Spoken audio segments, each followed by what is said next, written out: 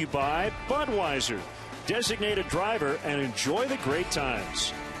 Ford, manufacturers of America's best-selling brand. Check out our best-selling lineup at your local Ford store or online at localfordstores.com. And by Xfinity, your home for the most live sports. Cubs baseball in high definition on WGN TV is brought to you by Xfinity, your home for the most live sports. Let's get the Mets lineup written out by their manager, Terry Collins. Matt Den Decker has been filling in center. Juan Lagares is on the DL. Daniel Murphy is at second. David Wright at third batting. Third, Curtis Granderson. Big night last night. He's in left.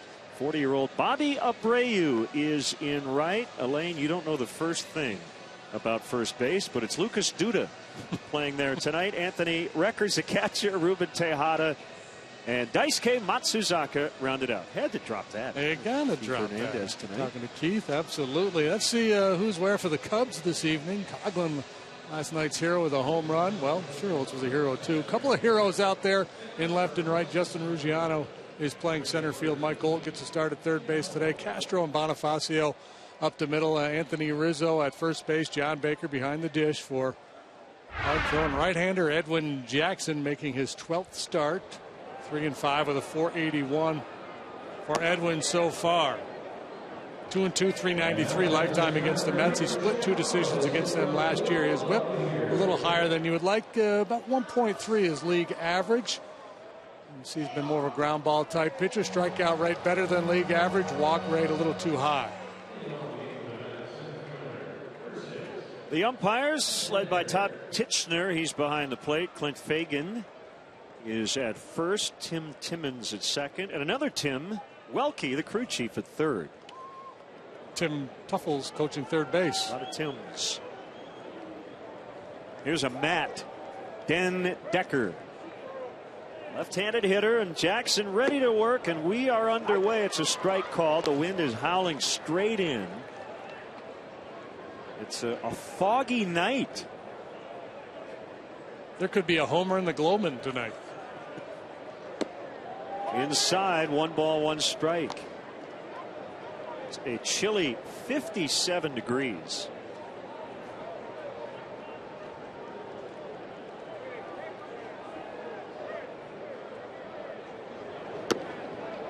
A little let up there from Jackson. Left-handed hitters hitting 306 against Edwin. Here's a look at the weather. Humidity's high. 57. The sun is out, though. It had been cloudy and misty earlier. A lot of rain earlier today. The field's in great shape, though. Very heavy air. Back changeup. But anyway, left-handed hitters hitting 306 against Jackson with a 364 on base and a 463 slugging. So he's going to turn those numbers around a little bit. 5 left-handed bats in the lineup for the Mets tonight. Here's a 2-2 on the way, and it's just off the outside. Clearly trying to make it a little bit of an adjustment. That's 3 consecutive changeups from Edwin. There's the batting average and home run numbers. The home run numbers for Edwin overall really, really good. Just 4 long balls allowed in 63 2/3 innings. Looking for the second straight start with John Baker, and a swing and a miss on a fastball. That's the first out.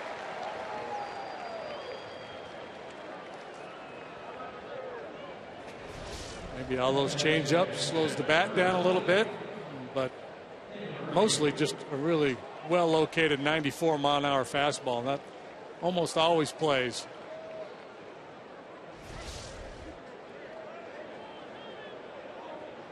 Here comes Daniel Murphy. He was just 4 for 29 on the Mets road trip, and he hits one toward the hole and has a base hit similar to the one he had last night. So he keeps hitting the ball to the other side of the diamond, and the Mets have a base runner.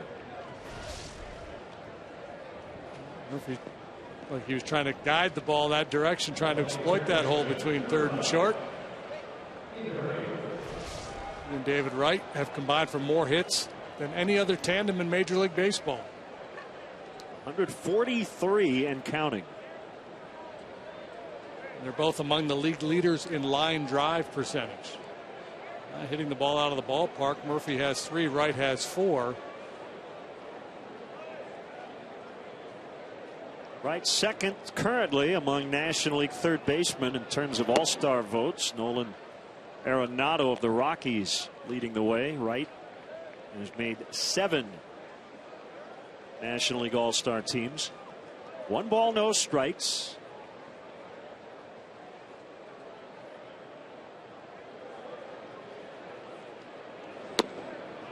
Make it 1-1.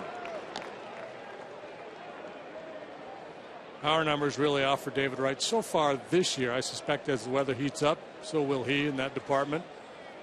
He's a guy who's always used the whole field, so you don't see a lot of shifting with David Wright in the batter's box.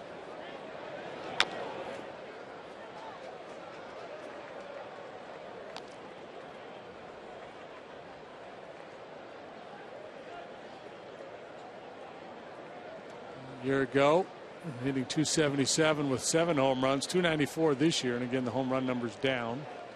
And they were down last year overall for him too. I think he finished with 18 maybe. Does that sound right? Sounds good to me. Let's go with it. Ooh.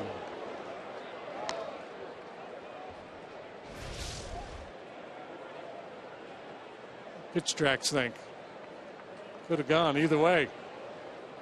Wright was rung up on a borderline pitch last night.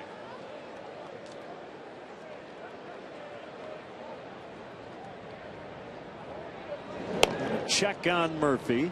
Dives back in plenty of time. Assisted there by former Cub Tom Goodwin. We have confirmation David Wright hit 18 home runs last year.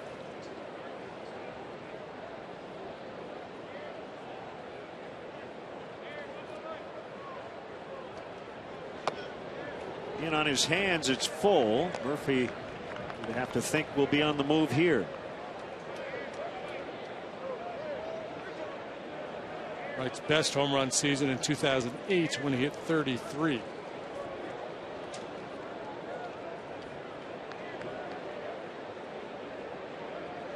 Nine steals for Murphy. He's been caught 3 times.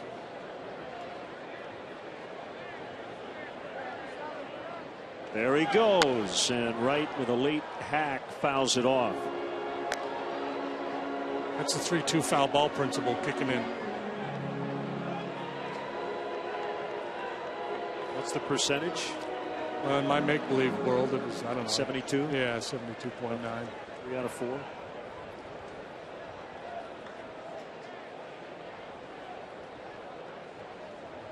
Right, pulling his hands in there, trying to hit the ball the other way. Much more likely to hit the ball in the air with that approach.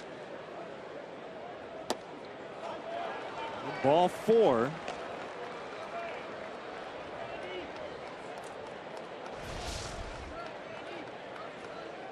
Even when the power numbers are down, David Wright's such a good offensive player because he's a high average hitter who'll take his walk, so the on-base percentage is always up there. I feel like the guys with the best eye at the plate, they always have an ability to exaggerate that pitch that's near the inside corner. Joey Votto very good at it, just kind of moves his rear end out of the way and makes it look a lot worse than it is. And he might buy a couple of non-strikes by doing that. Granderson, big night last night. 3 for 3 with a sacrifice fly, and he takes a strike.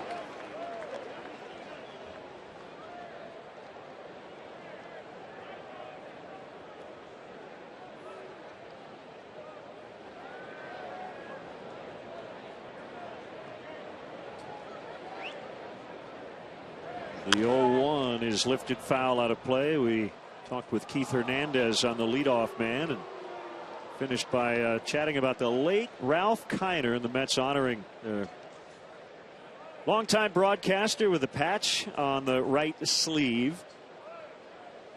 Passed away in February. Hall of Famer, 10 years, 369 career home runs. He was first in the league in homers the first 7 years of his career. On the ground, Bonifacio the flip, Castro the turn, safe. It's going to be a tough turn because the ball wasn't hit that hard. So 2 outs in the inning, and they're at the corners. Now Bonifacio able to charge that ball. You kind of have to temper it. You want to come and get it, but you don't want to be out of control. The backhanded flip to Castro for 1.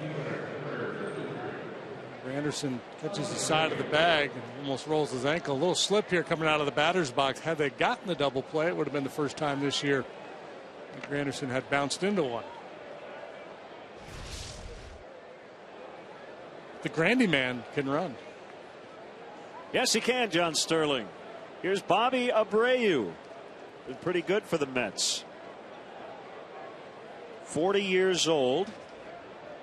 Signed a minor league deal the last day of March and brought up about 3 weeks later from AAA Las Vegas.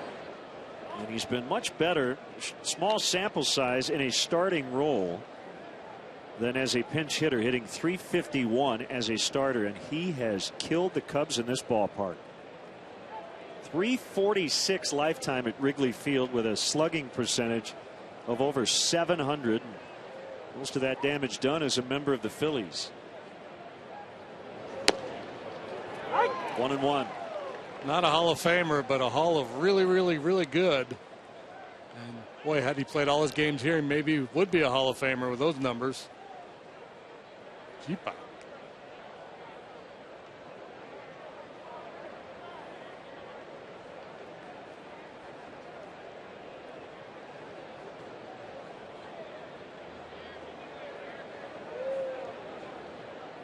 The 1-1 is fouled off third base side. Well, Abreu kind of fits the Sandy Alderson mold. Takes walks. It's one thing the Mets do well. They have not hit for much home run power. The Cubs staff doesn't give up many home runs.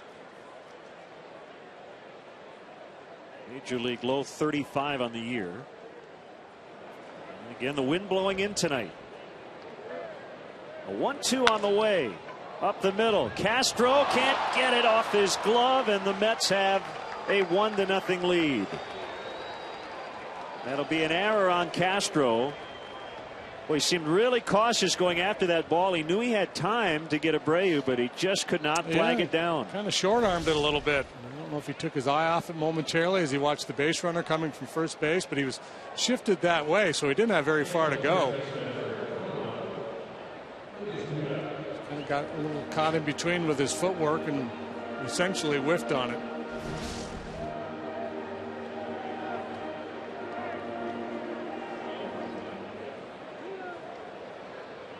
So the Mets got their lone run last night in the first off Jake Arrieta. They get an unearned tally tonight off Jackson.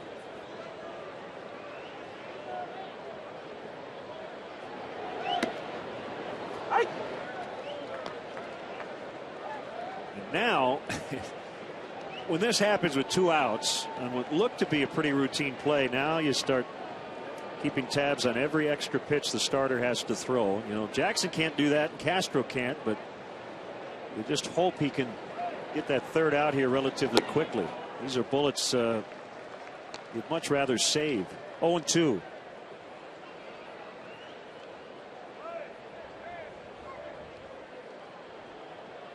How do you feel like you responded to errors? You feel like you kept a pretty clear head? Yeah. Let it bother most you too guys much? do. Yeah, most guys are pretty good about turning the page. Knocked down by Baker on the pitch that bounced. But I'm sure you had teammates who didn't. Oh yeah, you could. A lot of times you can tell by the guy's body language.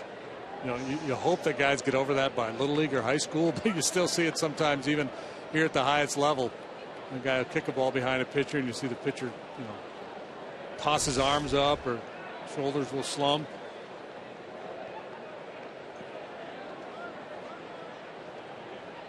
You have that little moment internally. You have that. You got to be kidding me, man! Make that play moment, and then you move on.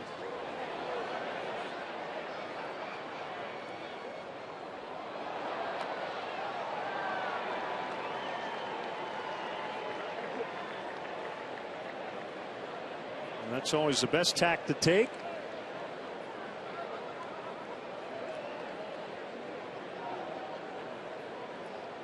1-2.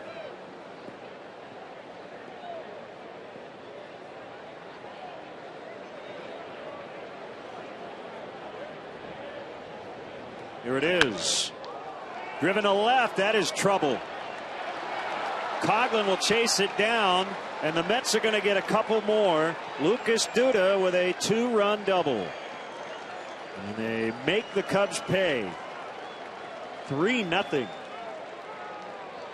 And that's part of the formula too. You know, the ability to pitch around errors. You know, clearly Castro's error looms large in this inning. But you know, sometimes you got to be able to pitch around an error, minimize the damage. Just as a pitch up out of the zone, that Duda rides into the left field corner. Big, strong guy, just punches it with authority the other way.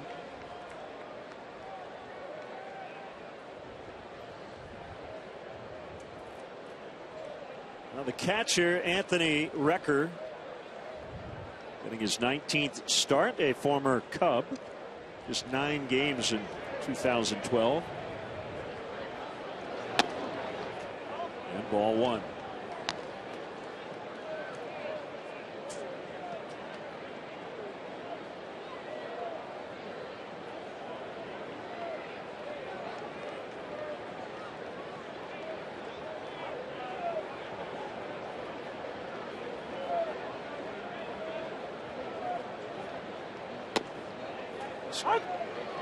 Kind of inning makes you think about the Mets. We showed the numbers last night. They score a lot more on the road than they do at home.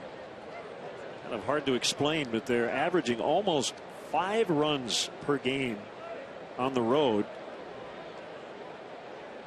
and about 3 at Citi Field.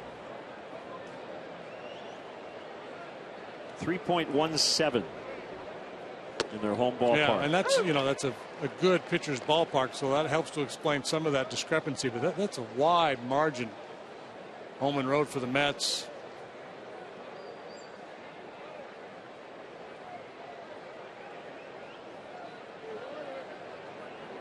Above 500 on the road, in fact.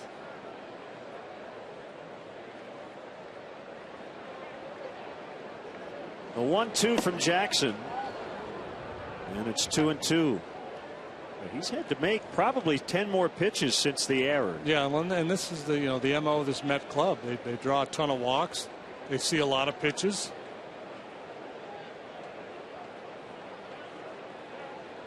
In fact, this will be the 10th pitch since Duda's at bat started.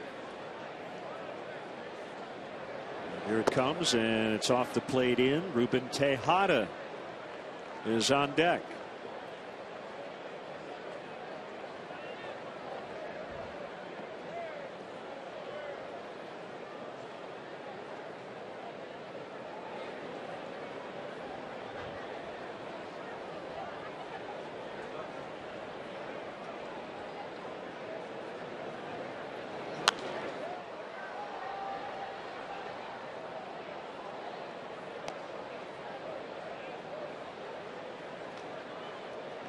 Keep you posted on everything else around baseball tonight.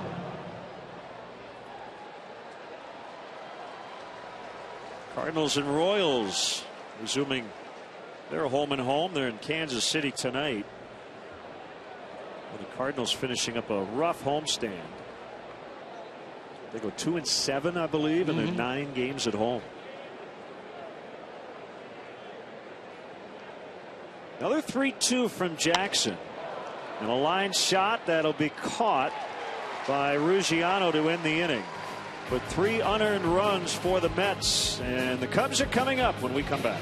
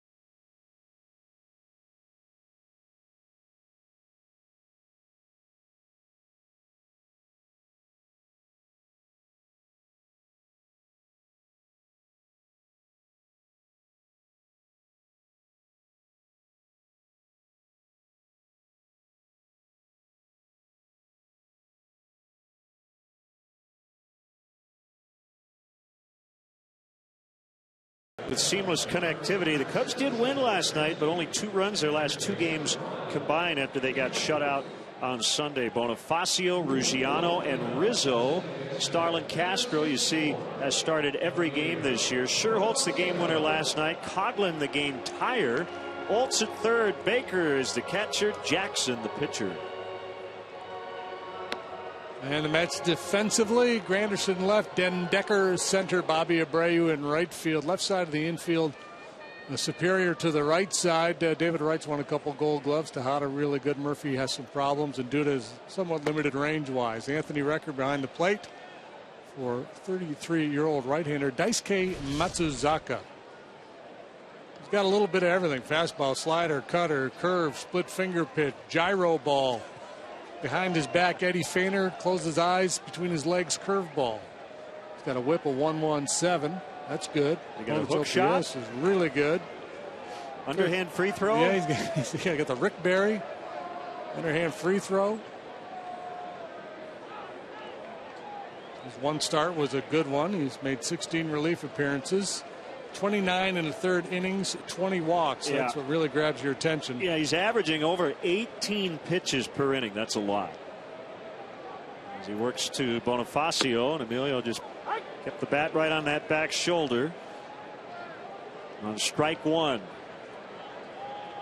First came to the big leagues with the Boston Red Sox. He could touch 97 miles an hour. Now that fastball below league average. You saw that first one there at 86. There's 88.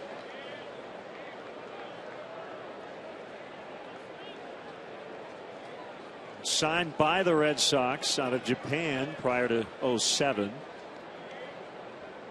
Red Sox bid over $51 million simply to earn the right to negotiate with him. Then they gave him a 6-year deal worth $52 million. He's from Tokyo, and he's facing the Cubs for the second time in his major league career. 18-game winner in 2008. Slap foul.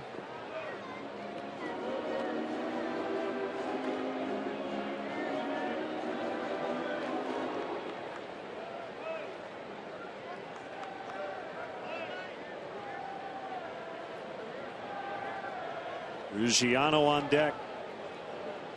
And Rizzo here in the first inning.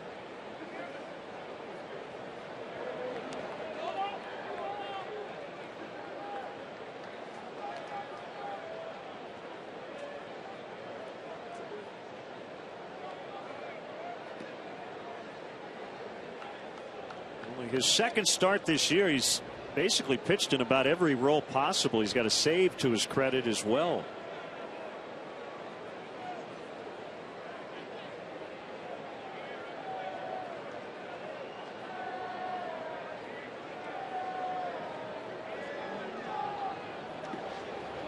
See, that's his MO right there. When he gets ahead of you, he's trying to strike you out. He's not one of those guys that's pitching to contact. Now with the diminished fastball velocity, he would probably be better off pressing his advantage when he gets ahead of the hitters. As a hitter, you just got to wait him out. Long pause when he has his hands over his head. And a ground ball to the shortstop, Tejada. Plays it aggressively and gets the speedy Bonifacio.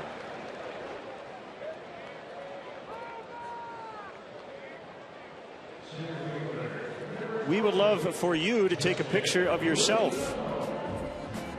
The term for that is selfie. And tweet it to us at hashtag WGN Cubs.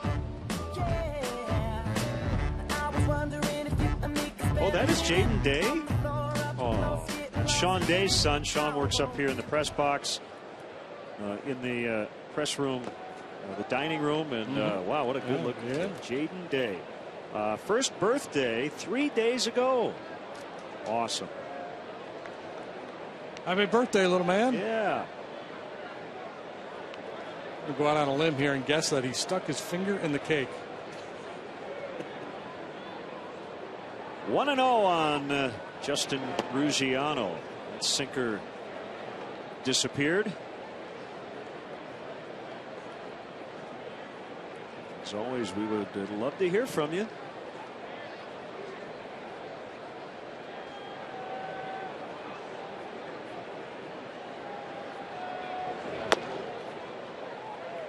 Well, the last one had the sink. That one had a little cut. Now what?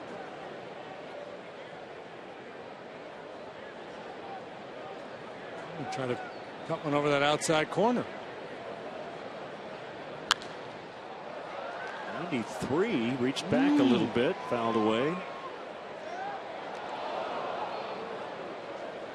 Yeah, that's coming into this start.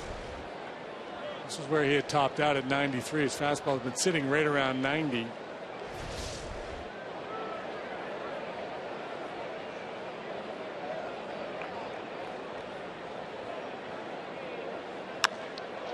Pulled into the corner, and it'll land fair just inside the chalk line.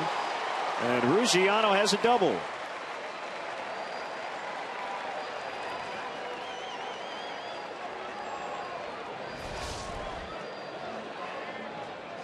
Slider didn't have a lot of bite. Stayed on the plate. Ruggiano went down and got it.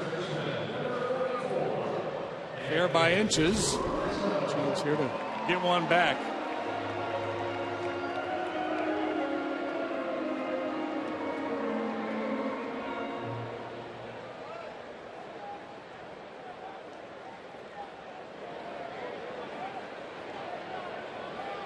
Well, Anthony had a rough start to the game last night. He struck out in his first 3 at bats. He committed an error as he overran a foul pop up. But then in the bottom of the 9th, he led off with an 0-2 base hit off a left-hander and eventually crossed the plate with the winning run. See, that's the beauty of baseball.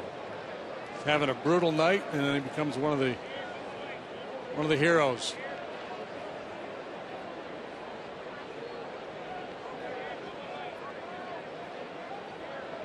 Nice K with a 1-0 outside. Could be an unsettling feeling for a hitter too. You punched out 3 times, and your final at bat, you're down no balls and 2 strikes. Yes, up over 900 here at Wrigley. Overall, really, really good. Yeah, on base percentage. And the walks drawn, that's really been the key.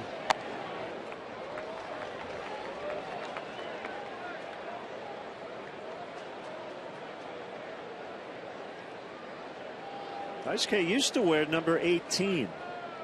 The ace of the staff in Japan wears that number, but Tim Tuffle, the Mets third base coach, wears number 18. So Matsuzaka with number 16. 3-1. Isn't that Doc Gooden's number? Back in the day? 16? Yeah, I believe you're right. So the ace in Japan wears number 18? Yeah. I wonder why. I don't know the answer to that.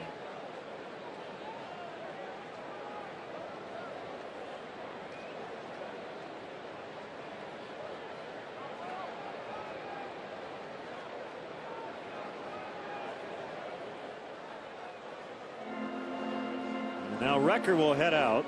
Well, not a really big sample, but so far this year Matsuzaka has been really tough on left-handed hitters.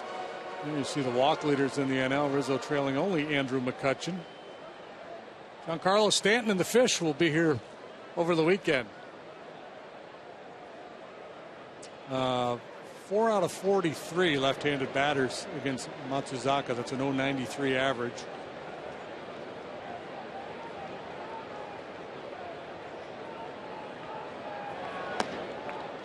Rizzo takes the walk. He's very good at.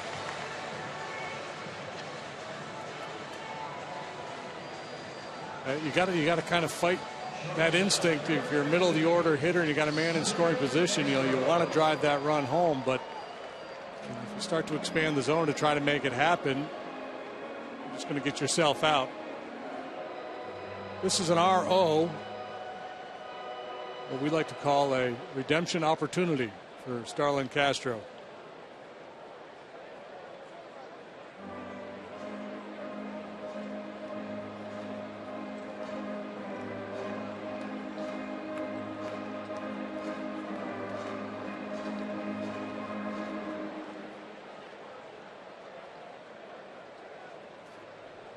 Ruggiano at second, Rizzo at first. Slugging numbers much better for Castro this year than last. It's a slow breaking ball for a strike.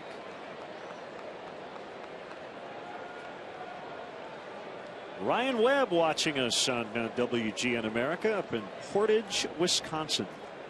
Isn't he a pitcher, Ryan Webb? I don't think it's at Ryan Webb.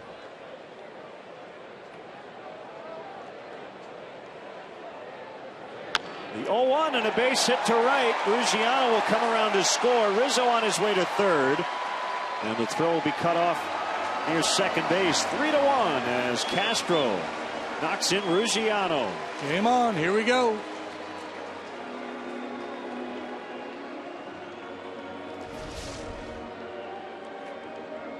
Matsuzaka has not had great fastball command here early on. Trying to go in there on Castro. Left it out over the plate. Curvature to right. Cubs are on the board.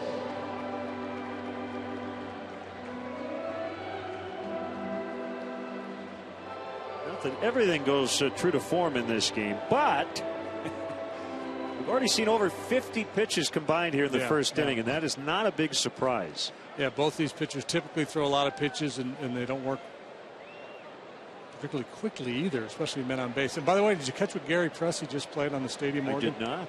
Yesterday. Nate Sherrills had a big day yesterday. He had 3 hits, including the game winner. Gary believes in yesterday. Let's see if Nate Sherrills can deliver today.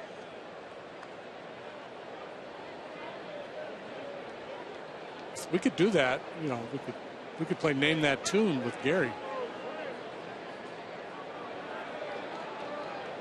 The big hit in the ninth was the 499th of Sherholtz's career.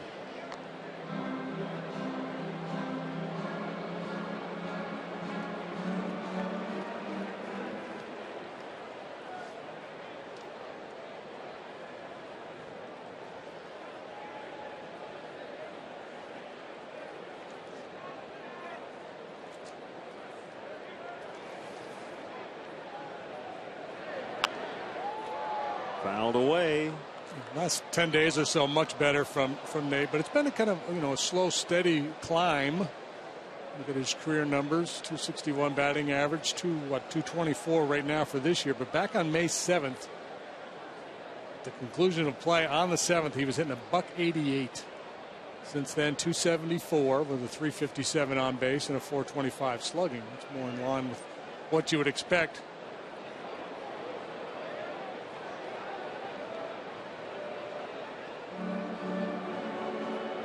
Hit game yesterday. That was his 4th multi-hit game in the last 9.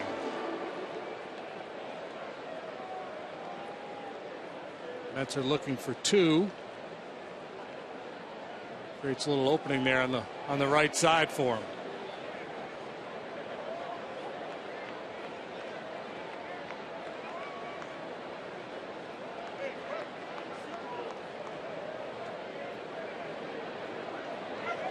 Step out, yeah.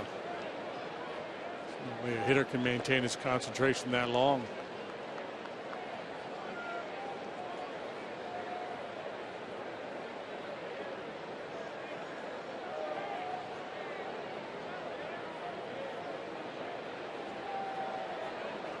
Here comes a 1-2, and it misses low and away. 2 balls, 2 strikes. I think with a lot of the Cub left-handed hitters, the Mets are adopting a pitch-away, play-away philosophy. Their outfielders shifted the other way. They got Granderson a step or 2 towards the line and left, and Decker shading towards left center. Certainly was the case last night with Zach Wheeler. On that 2-seam fastball at about 95 with real good run away from the lefties. Full count, 3-2.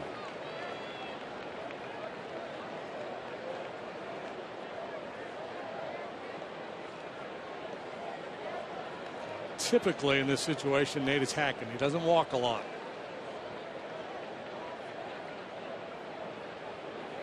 And Worthen, the Mets pitching coach.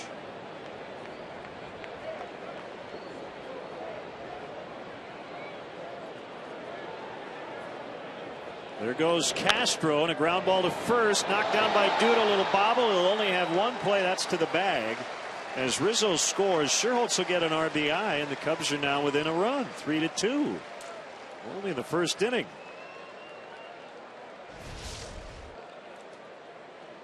Hit it sharply, Duda right there. If he gets it cleanly, he's going to have a shot at Rizzo at home, but he didn't do that, and first base became his only play.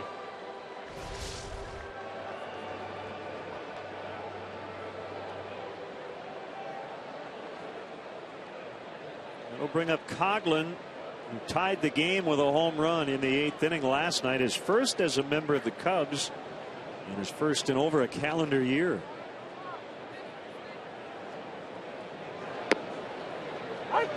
Strike called on a curve.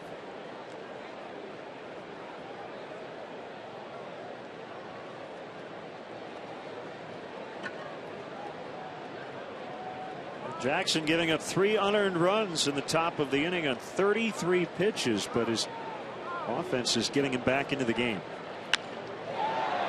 With a soft liner right at Murphy to end the inning. So Matsuzaka had to labor. It's 3-2 Mets after an inning.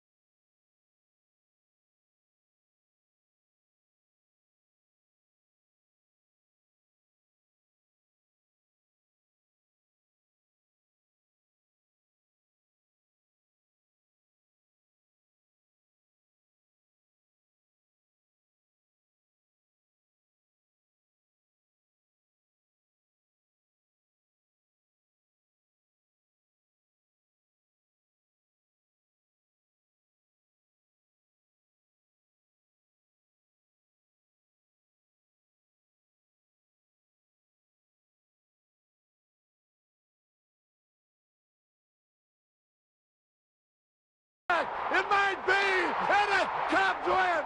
Cubs win! Cubs win! Holy cow! They're all waiting for Sean. Sean a meter up to 320. Wrigley 100 moment. It was 25 years ago tomorrow when the Sean-O-meter was first unveiled here at Wrigley Field. Dave Sela is with us. You're the man. This is the Sean-O-meter. We've been talking about it for the last quarter century. Can you believe it's been 25 years? No, it just flew by. It's just crazy how it races through. But it's great to be up here. I can't believe I'm sitting here where Harry Carey used to sit. Oh, yeah. It's crazy. Well, it's great to have you here. Thank you. Brought to you by Southwest Airlines. Find our fares online only at southwest.com. All right, let's see it here, Dave. You saved the Sean-O-meter? Yeah. Oh, wow. So what I want to know is when it started. Was he under? He was right around 200 or under it? We've got this if you want to show this thing. There we go in the back. Yeah, he had just popped over 200. Right, he had 3 hits the day before. I think it was a 203, something like that.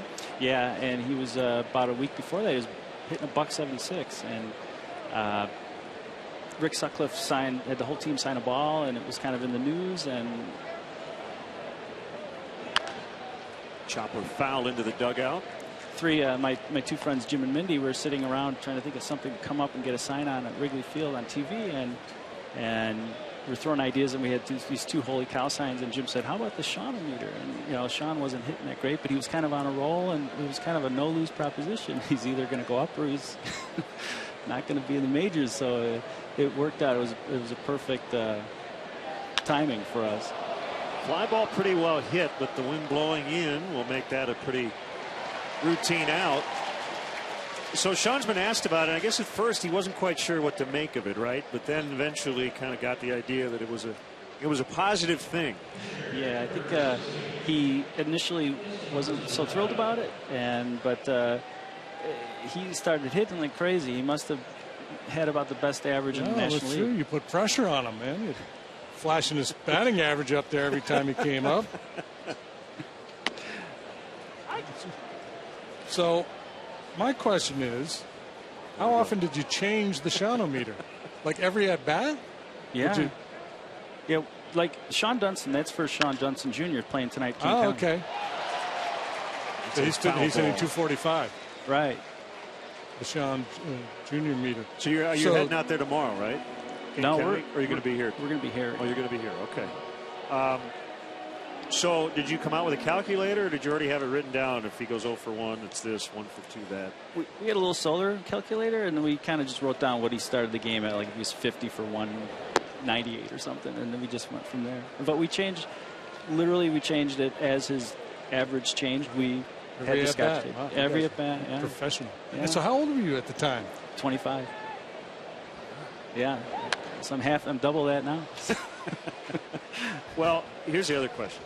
Did you have a game where you had a ball and you're like, I think that's it. They called it a hit. All right. And you do the thing and then you find out, change that to an error. Oh, man, we got to go back. And actually, 248 to 244. I think our proudest moment was when they showed the meter in the bleachers, and then they showed Sean at bat with his average underneath, and it was different from what they had just shown in bleachers on the meter, and so they cut back a few seconds later with his correct average is what we had on the okay, gotcha.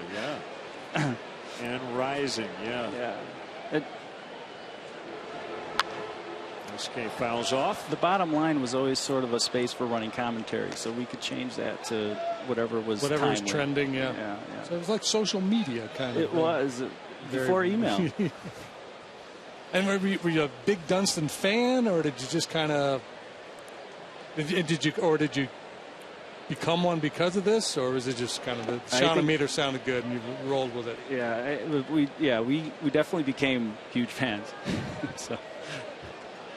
So okay, we see Sean all the time. Did you get a chance to meet him and take some pictures and all that with him? Yeah, I got to meet him a few times. Cubs convention, outside of Shea, got to meet his whole family. His father looked exactly like Scott and Sean, so it was funny. They looked like brothers when I met the family. So yeah, it was a real nice family. Got to meet his mother and father and some siblings. Ball 4. It's the Cardinals sin. You walk the opposing pitcher. So he is aboard with 1 out.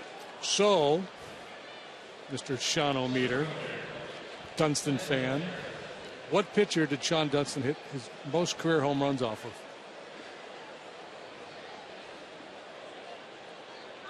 Not Dwight Gooden. No, but you're on the right ball club. Oh, I know. Pitched from, he didn't have a windup. He kind of pitched, gosh, I'm drawing a blank. Ron Darling. Oh. Ron Darling, yeah. How many did he hit off Darling? 4. 4. Yeah, I got that. I'm cheating. I pulled it up over here. Sure. And give us the Smithsonian story. How did that all happen? I'd read in a magazine that anyone could contribute something to the museum, so I put together a package of video clips and writings and newspaper articles, and I shipped it off, and I was telling all my friends, just watch, Sean-o-meter's going to be in the Smithsonian. And everyone thought I was crazy, and sure enough, a month later I get a letter in the mail saying, yeah, we'd like to accept this. We think it's an excellent representation of the intersection between television and baseball fan enthusiasm. I was like, cool, I'll bring it out. That's great. Yeah. Well, it's great to have you with us here, Dave. And yeah, have you thought in the last 25 years about a different meter with a different player? Or are you just going to kind of, you perfected it with Sean Dunston, you're going to leave it alone? I think we're going to leave it alone and maybe see if Sean Jr. If Sean Jr. gets here, that would be really neat, wouldn't it? Yeah. Well, thanks for stopping by. We appreciate it very much. Oh, and yes, we have a T-shirt. And those are for, I got a whole bag for you guys. So. Very nice.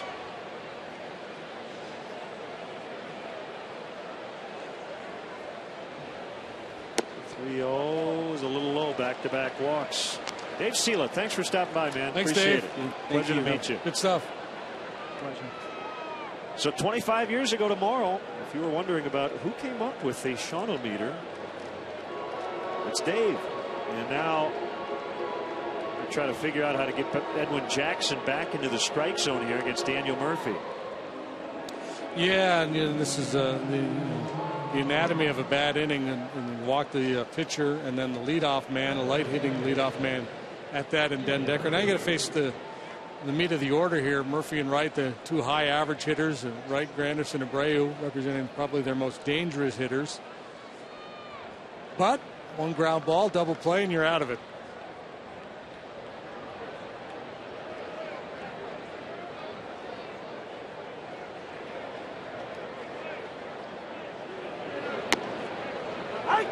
Called strike.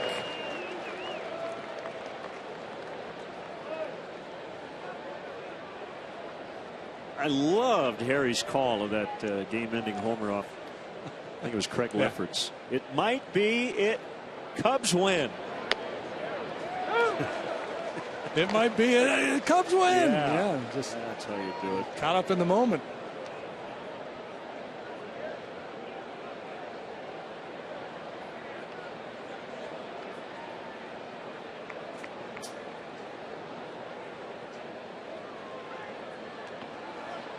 Chest blocked by Mr. Baker. Yeah, really well done there. It was a tougher when they bounced that far out in front of home plate. A little scud, about a 55-footer, and drops the glove down to cover the 5-hole, and then just tilts the chest forward to not only block the ball but control the rebound.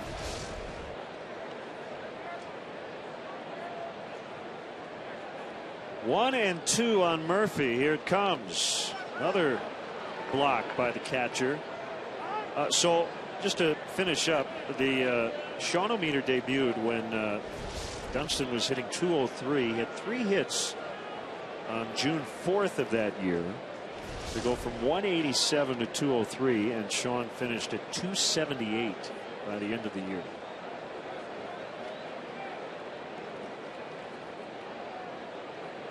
So I don't know if they had a feeling or not, but they picked the right guy. By and large, the average kept going in the right direction the rest of the season.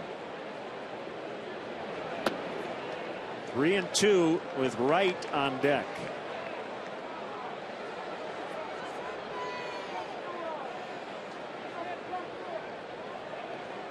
High pitch count led to an early move to the bullpen last night for the Cubs, and Edwin Jackson throwing a bundle here in the first couple innings.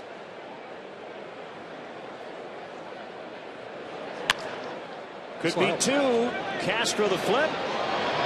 And the tag applied. They turn it. Bonifacio's throw took Rizzo toward home plate, but he was able to tag Murphy, and they get the double play to end the inning.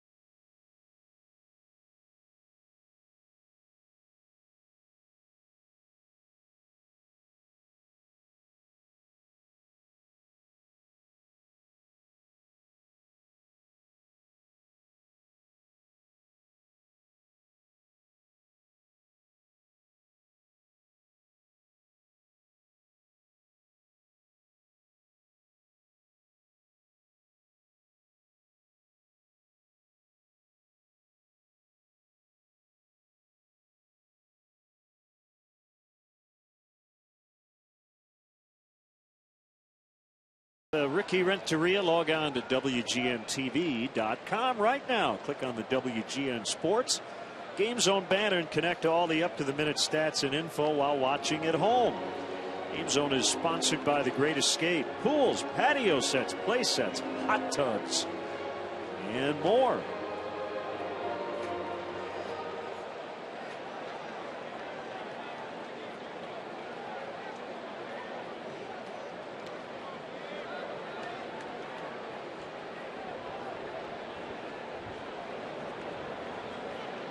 Mike Alt. Next ball one. 9 outs were recorded prior to that pitch on 83 pitches combined. It's not a real good ratio.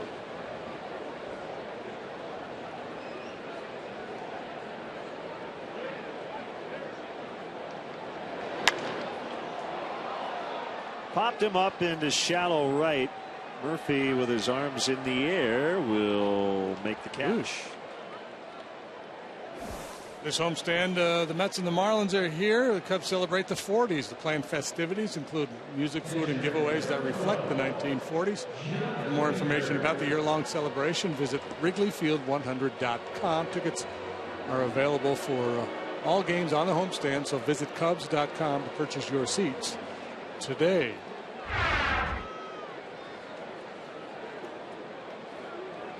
Marlins have been good. Not on the road. Way better at home. And that ball in the air to left.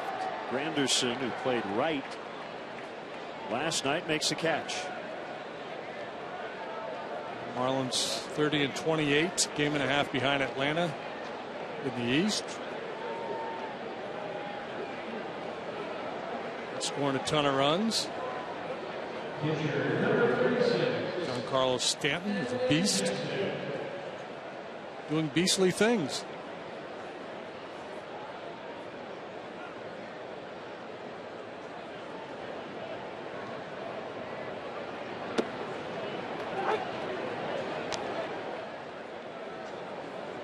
Stanton leads the NL in home runs with 16, RBIs with 51.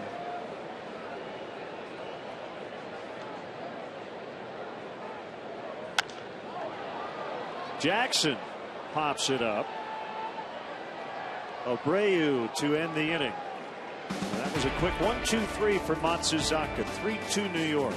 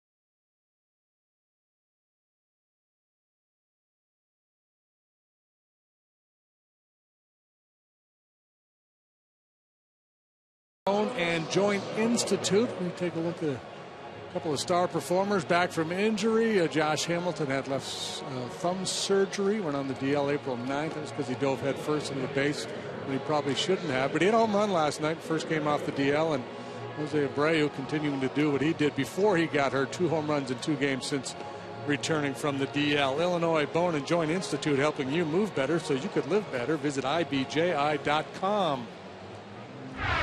Speaking of comebacks, how about Jason Lane? Amazing. Last we saw him, he was a 30-year-old outfielder. That was in 2007. Now he's a 37-year-old relief pitcher. 7 years out of the big leagues. Lane, who was a two-way player at USC in college, left the game as an outfielder, continued to work at it on the mound, worked his way back through independent ball, finally hooked on with the Padres, and last night he comes in and works 3 1/3. Perfect innings of relief.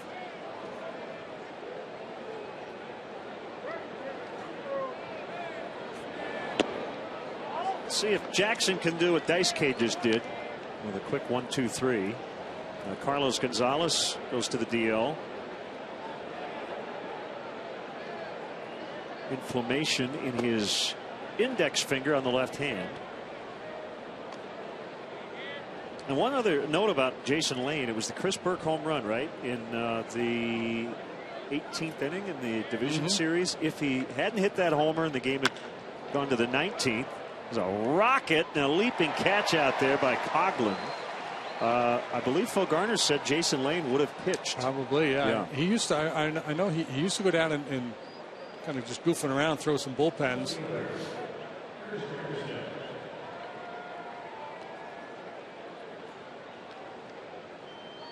We will have more on it later. But sad news, Mark Topkin on the Tampa Bay Times. He covers the Rays. I just talked to Tom Zimmer, who tells him that his father, Don, the former Cubs manager, has passed away at age 83. That's very sad news. And Rick Renteria just got thrown out by Todd Titchener.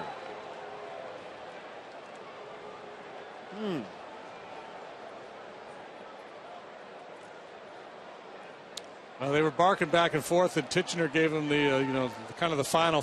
That's enough, and Ricky fired back one more time, and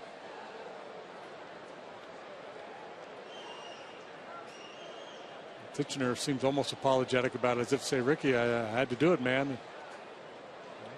I said my piece, you said yours. That's the 4th time he's been ejected? Yeah. That's got to be leading all managers. Could have been a strike. Could have been, but the other pitch you missed. Yeah.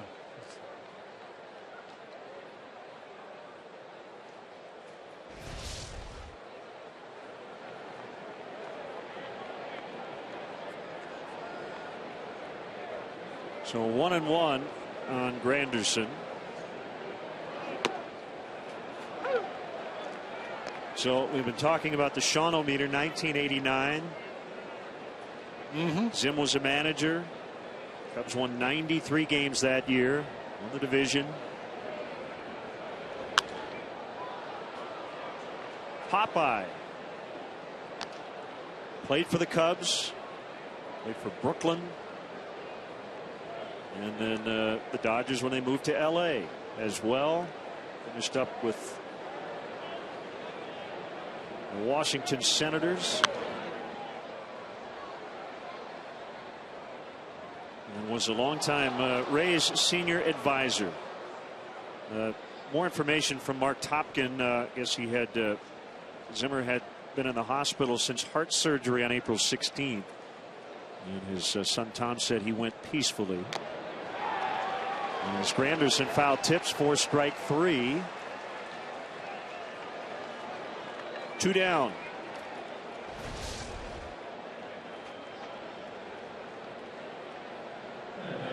'94 with run to get Granderson.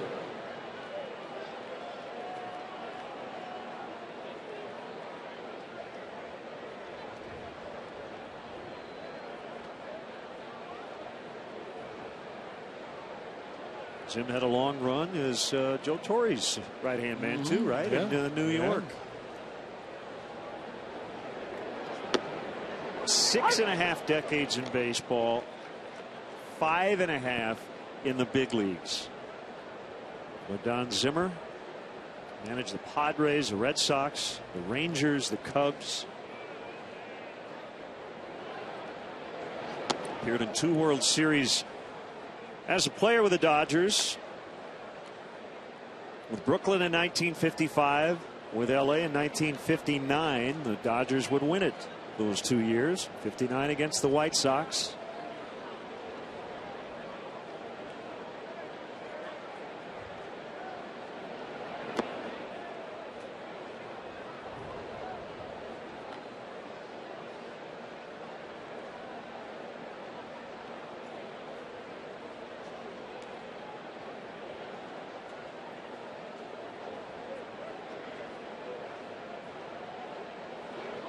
The 2-1 on the way to Abreu is off the plate in.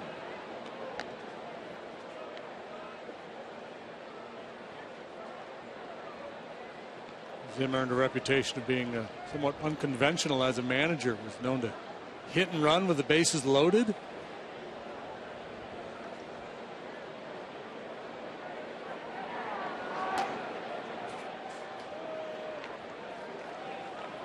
And Abreu takes the walk.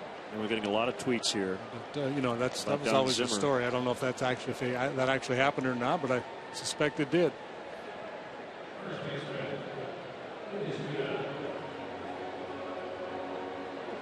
Brandon Hyde there, the acting manager for the Cubs now.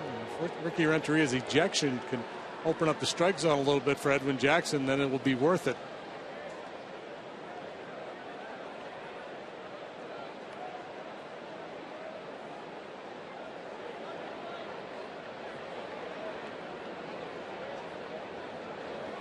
Here's a pitch, and it's ball 1 on Duda.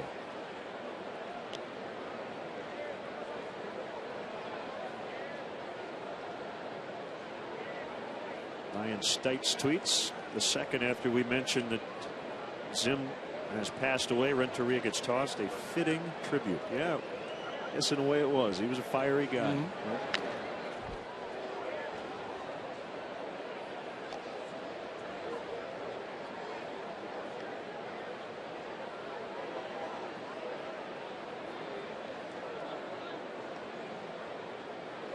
Not the ratio of strike to balls you're looking for. 4 walks issued by Edwin already.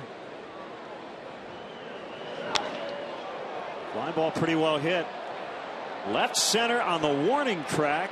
It'll be caught by Coughlin. As we remember, a man who had very strong ties to the Cubs as a player and as a manager.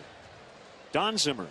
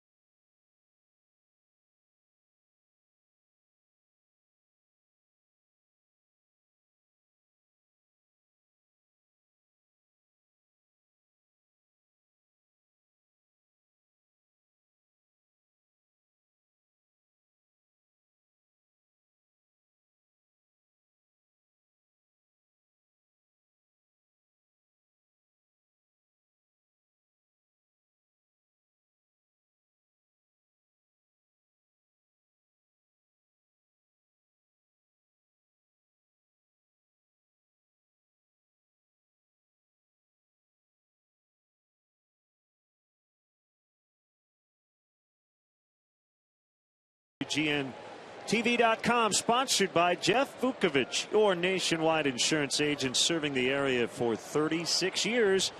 To join the nation, contact Jeff at jeffvuk.com. Nationwide is on your side. Yes, he's been serving the area since that man's beard started growing. Play for the old House of David barnstorming team there.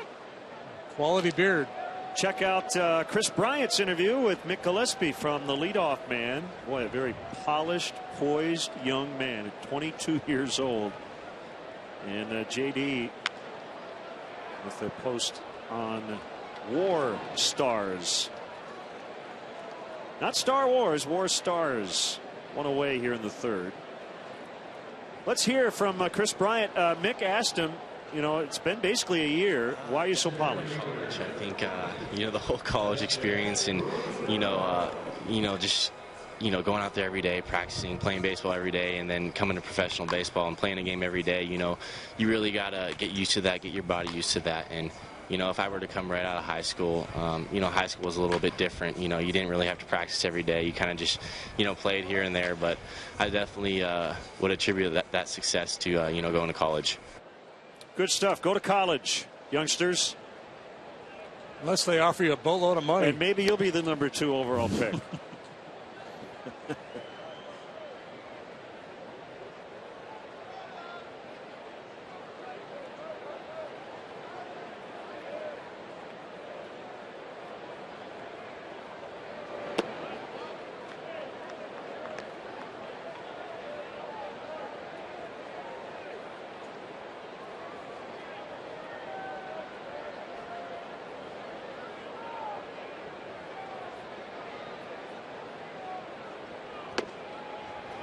Inside 3-1 to Ruggiano. 3-2 Mets. All the runs combined coming in the first inning.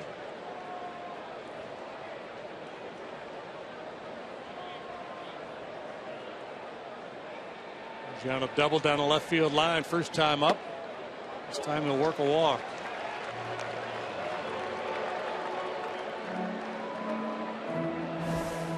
On Saturday, June 21st, play catch in the outfield, hitting the hit in the batting cages, or relax in the dugouts here at Wrigley Field during Catch in the Confines, presented by Advocate Children's Hospital. Tickets include a personalized photograph of baseball and a Wrigley Field 100 DVD. All proceeds benefit Cubs charities. For more information or to purchase tickets, visit cubscharities.org.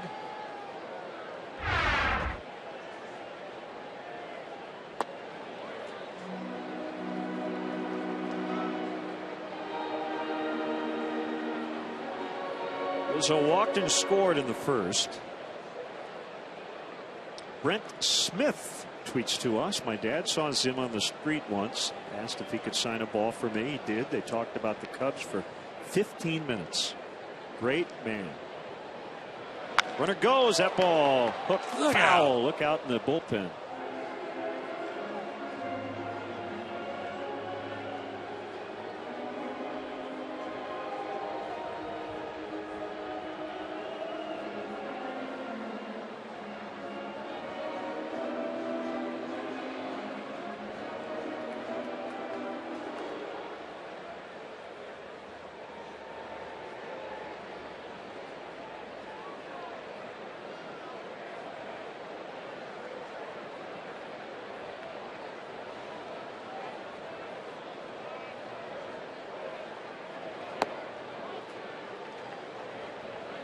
Two balls and a strike.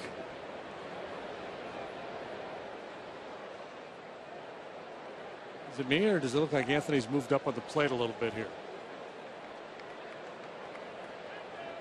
Closer to the plate or up in the box? Closer to the plate. Yeah, no, he really seems to be crowding it. Yep.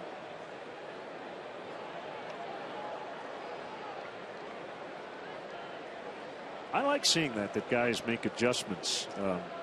Talk to former position players. I know Keith Moreland said all the time that guys would shift in the box during an at bat based on what they thought they might see.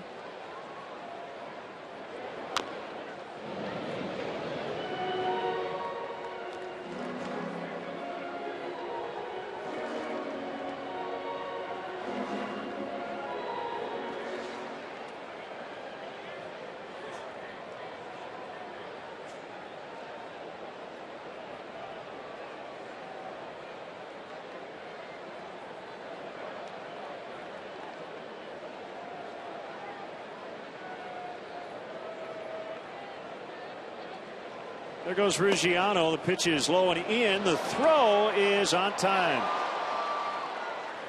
Anthony Recker's done a pretty good job back there. And he just nailed Ruggiano. Yeah, with that caught stealing, he's now at 50%, which is way above average. Quick feet, strong throw. Ruggiano with a head first slide, and it just takes some steam out of his momentum. It's so much slide is kind of body slam into the dirt there. I think it cost him a little bit.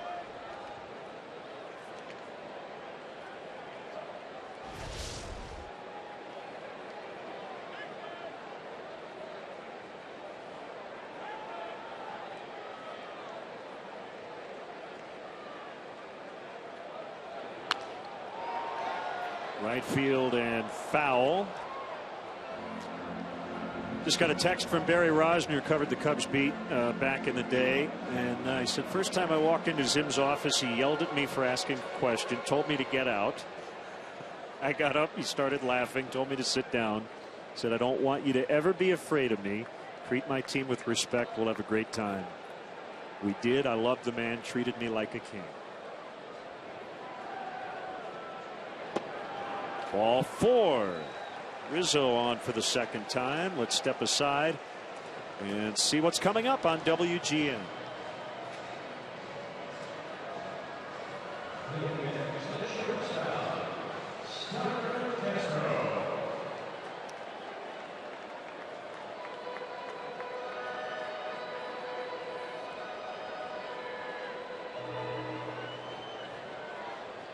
Back here at Wrigley Field, the Mets and the Cubs. Game 2 of a 3-gamer. Len and JD and our WGN crew. 3-2 Mets. We're in the 3rd inning. And also remembering and honoring Don Zimmer, who has passed away.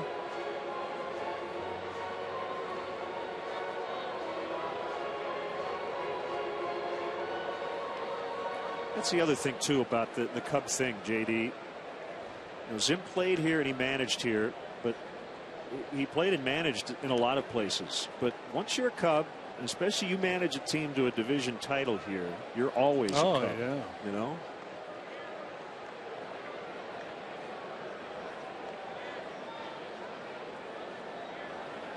Outside, it's 2-0. Well, they feared for his life back in 1950 something before he became a big leaguer. He got drilled in the head playing in the minor leagues. Very scary situation.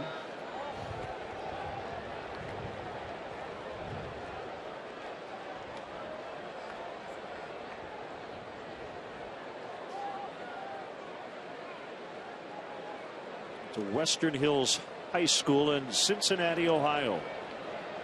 Pete Rose attended that school a decade later.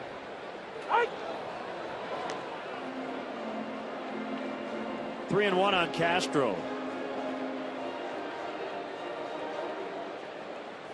Daisuke running the baseball equivalent of the four corners offense.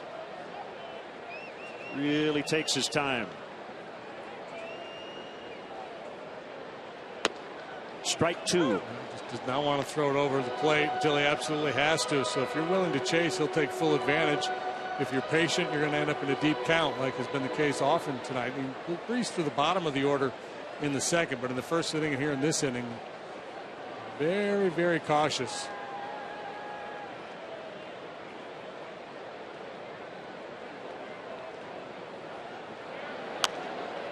Fouled back. Zim was an original New York Met. He started the Mets' first game ever at third base, and on the very first play committed an error. Kind of set the tone. It was a rough year for the Mets. 1962.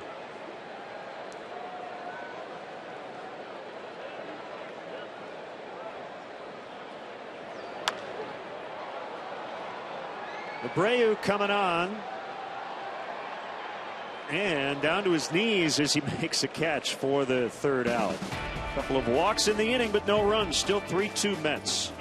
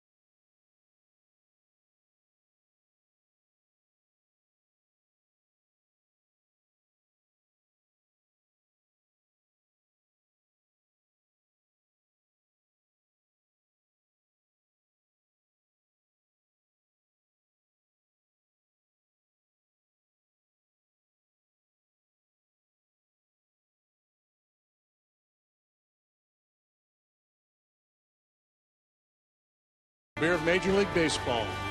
Great times are waiting. Grab some buds. And you can grab some food. 3-2 Mets as they bat in the 4th inning. This is the 1940s homestand, and some of the eats the Cubs are featuring here at Wrigley Field is the Kraft Monte Cristo sandwich, ham and Kraft aged cheddar and provolone served on Texas toast here in egg butter. Yeah, that's good for you. That's kind of what I'm. It's got the little jelly there. You dip it in. We got the Kraft's loaded homestyle mac and cheese with artichokes and pulled chicken.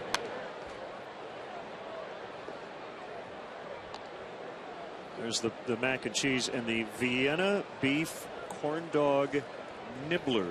Deep fried Vienna beef mini corn dogs. Today is National Cheese Day as well, and Kraft was also celebrating 100 years, donating $100 to Cubs charities for every opposing batter a Cubs pitcher strikes out here at Wrigley Field in June. The funds will benefit programs based on health, fitness, and education for at-risk youth and families. And they have distributed K cards to help celebrate each strikeout during the game. Nice short hop pick by Anthony Rizzo to get Anthony Record. Record's hit the ball pretty well twice tonight, but he's 0 for 2. Hang with him. Got to aim better. Sharply hit. Rizzo off the line, able to make the play. Down on one knee, trots over to the bag, and a quick out for Edwin Jackson.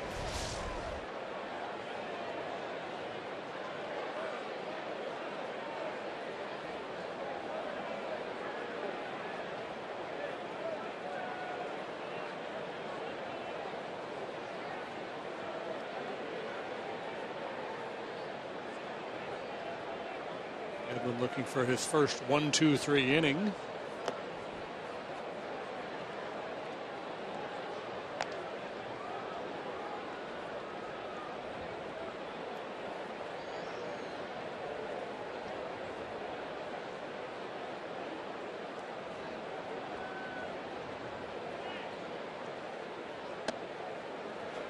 Two 2-0 on Tejada.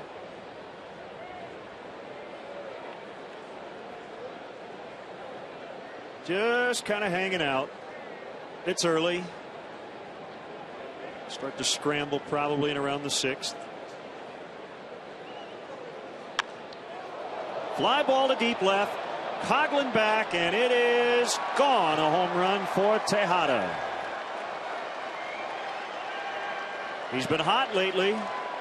On Saturday in Philadelphia, he snapped a 552 at bat homerless drought, which had been the longest active streak, and he's now homered twice within a few days.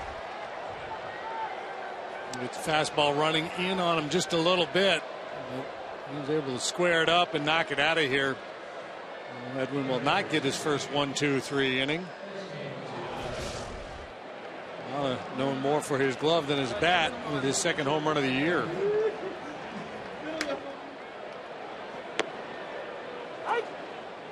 Strike one called on Daisuke. 4-2 Mets.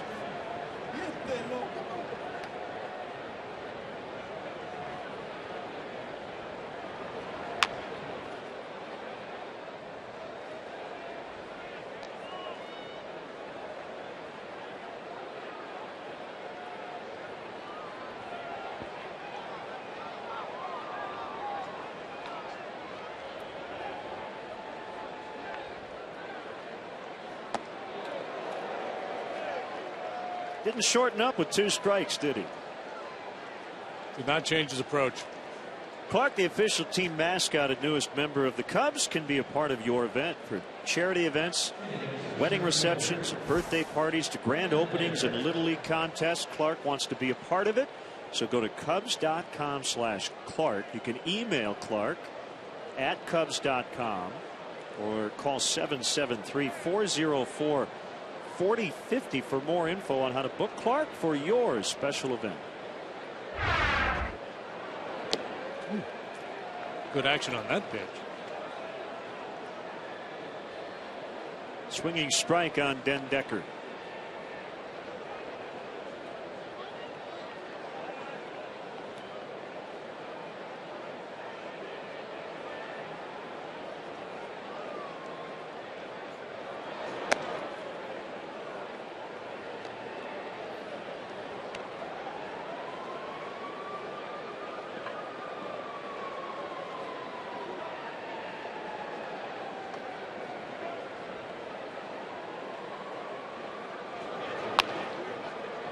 Rizzo will get another chance. And the inning is over. Homer by Tejada as we enjoy some eats from the 1940s. I think I'm going to have that. The little nibbler is not bad.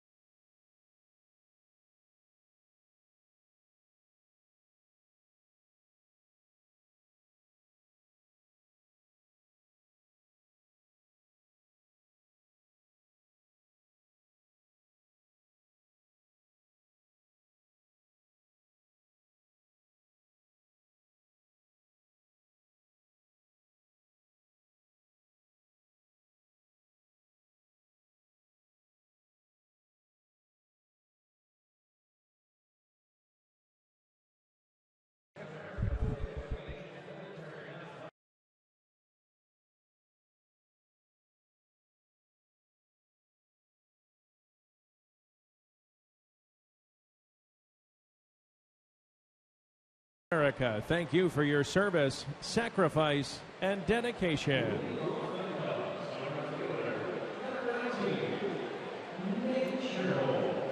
Great to have Sergeant Travis Weber at the ballpark tonight. Yeah, nice touch. As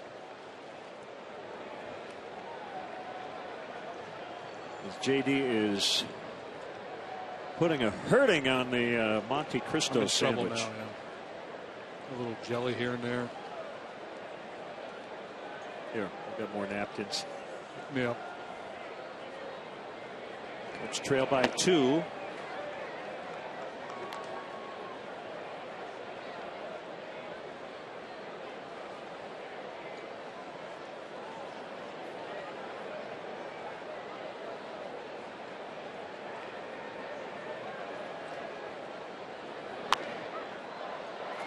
That's Zaka. You know, he's been around the block. He knows how to pitch, and he's had success at the big league level. But nothing about the way he's pitching tonight gives you that sense in the home dugout. Oh man, we're in for it tonight. You know, we're down a couple of runs going into the middle innings, but you know, he has struggled with his command. I feel like he should be able to score a couple more off him. Force Terry Collins to get into that bullpen. That's pretty tired bullpen after all the extra innings they played in Philadelphia. 5-game series. They played 2 14-inning games, an 11-inning game.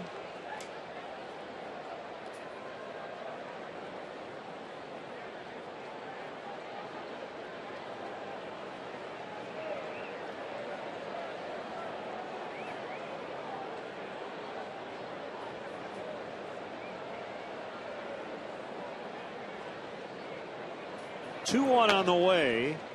2-2.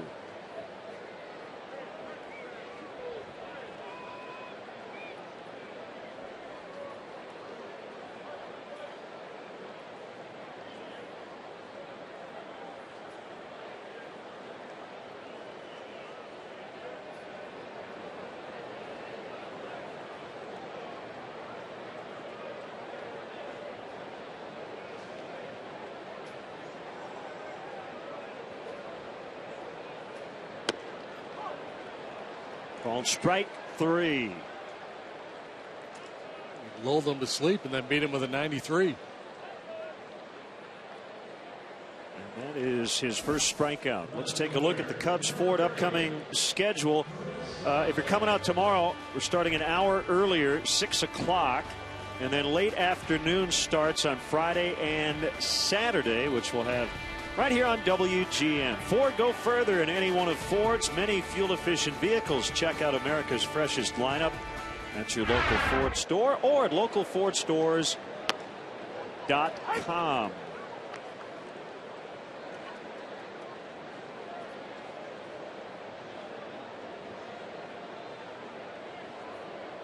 Let me give you one other Zim note. I just saw on Twitter, Bruce Levine from The Score. 1988. Here's a pitch. He says, Zim told me to get out of his office so he could study the matchups. Altabelli walked into the office, racing form in tow. It's old school.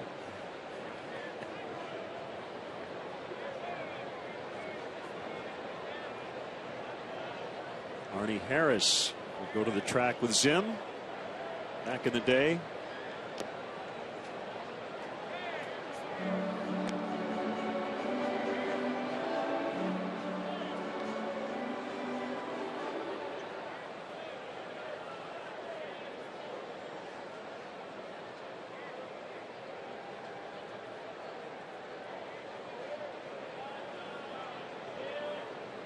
Suzaka coming back on a 2-1 pitch, and that's a foul ball.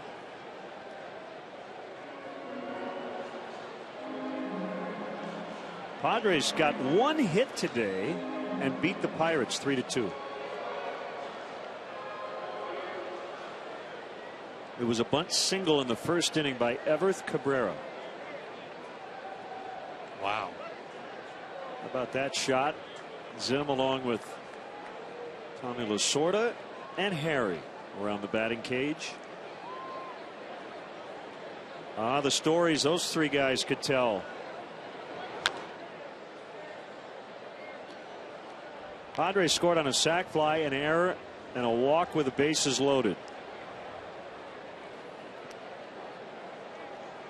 That's pretty creative there, Buddy Black. Put that one on his resume.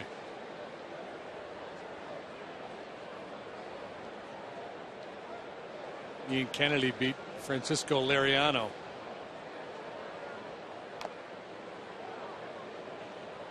Liriano now 1-6. Andrew McCutchen hit a home run.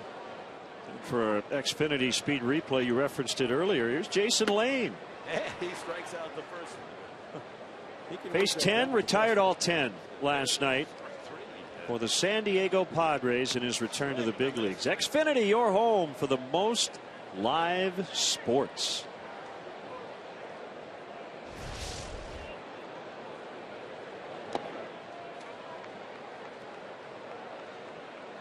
Three and a third, did not allow a base runner, struck out 3. You see his career mostly with Houston from 02 to 07, close to 500 games, 241 with 61 home runs.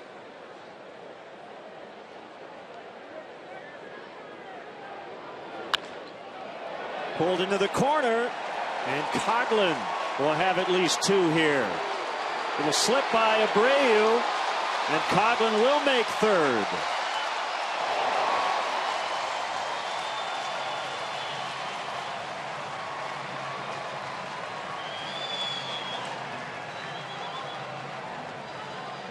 Well, it's so important to get that extra 90 feet with 1 out in the inning.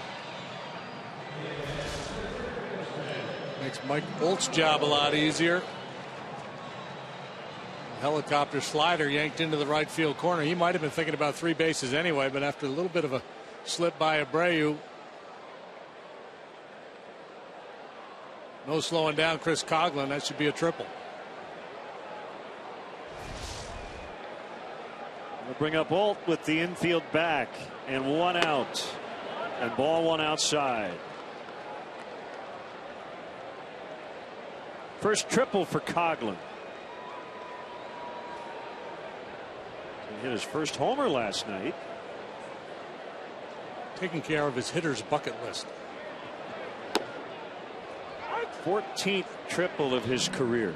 Well, if you're Michael, you don't want to roll over on one to third base here. Think middle of the diamond. Either airborne or ground ball to short or second base gets that run home. Coughlin should be going on contact here. Contact has been a problem for Michael lately. A lot of strikeouts.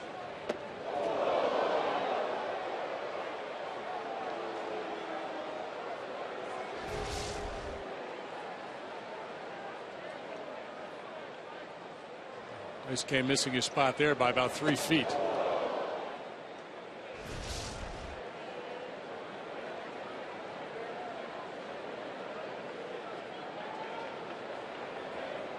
Comes his 2-1.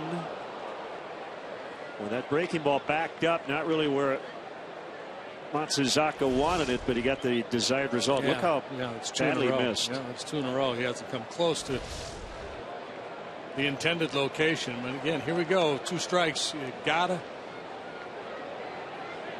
just use the hands, make some contact here.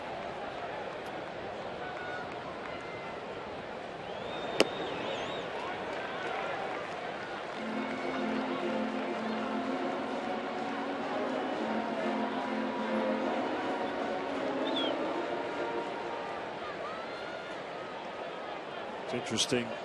Just the body language of the Mets defenders behind Daisuke tonight. A lot of standing around. Good job. These old walks.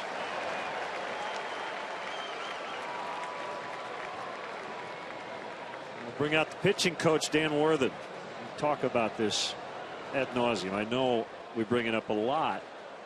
And some guys just work this way, but it's got to be hard on the defense to stay focused. Oh gosh, when you're getting ready for every pitch. Oh yeah. He's made almost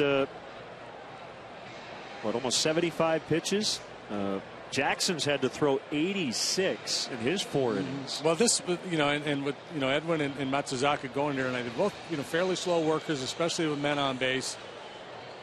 Typically take a lot of time between pitches. So as a position player, you just kind of know going into this game that this is the pace at which it's likely to be played. And you say, well, why don't the pitchers change it? Pitchers have a comfort zone where they feel like they're at their best when they work a certain way. And I think position players and pitching coaches and managers are hesitant to talk to pitchers about that. They don't want to, push them into doing something they're not comfortable doing.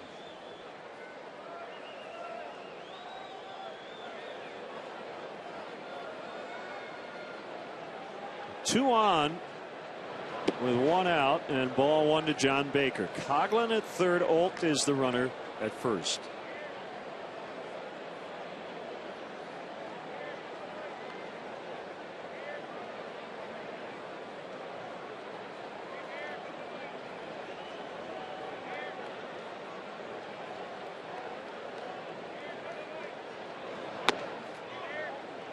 Meanwhile, my final bite of my Monte Cristo is getting really cold.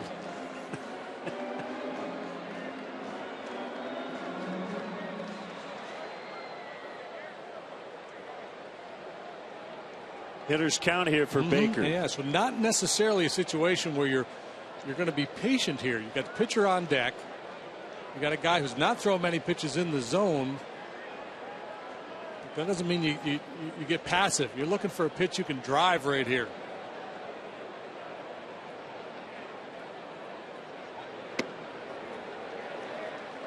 Nibbler. You should have a corn dog nibbler.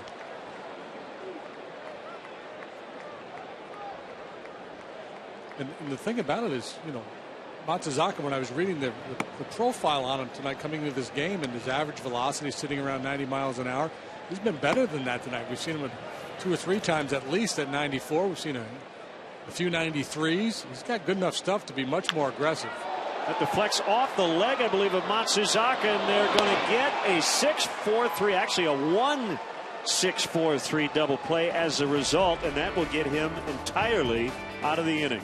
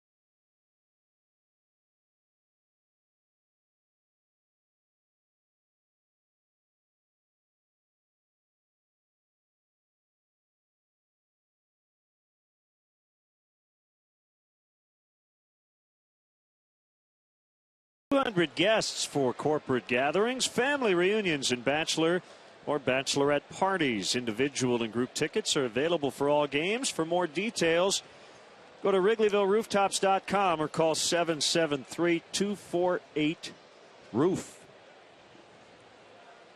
Buzzard's luck for John Baker there to end the fourth. He hit that ball well. Doesn't get a piece of Matsuzaka. It's probably a run-scoring single. But it happened, and the Cubs continued to trail by 2.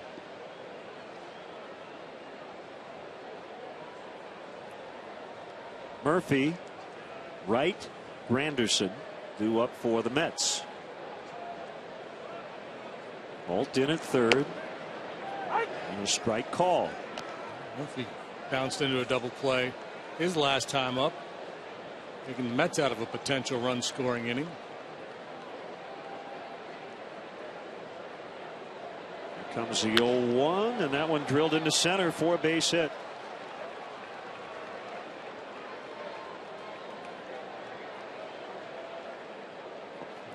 Stayed back on the changeup there, and it looked like that one was telegraphed a little bit by Edwin. Kind of slowed down his arm.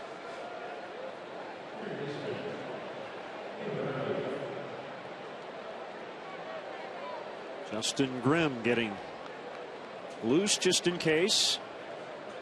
About this time of the ball game, you see guys stretching in each bullpen, so they're not caught off guard when they have to start throwing. Middle innings, the bullpen guys will get up, move around a little bit, get a little blood flowing. The bench guys will go back underneath, take some swings.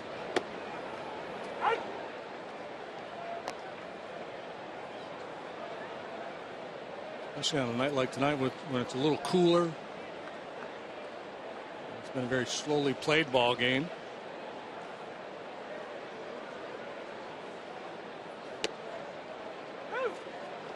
So you're talking about Don Zimmer, and one of his nicknames was the gerbil. I just got thinking, and there's really no punchline or any end to this, but I got thinking that, in the day, so we had a gerbil, we had the Whitey Herzog, the rat, Bob Lillis, the flea, all managing at the same time.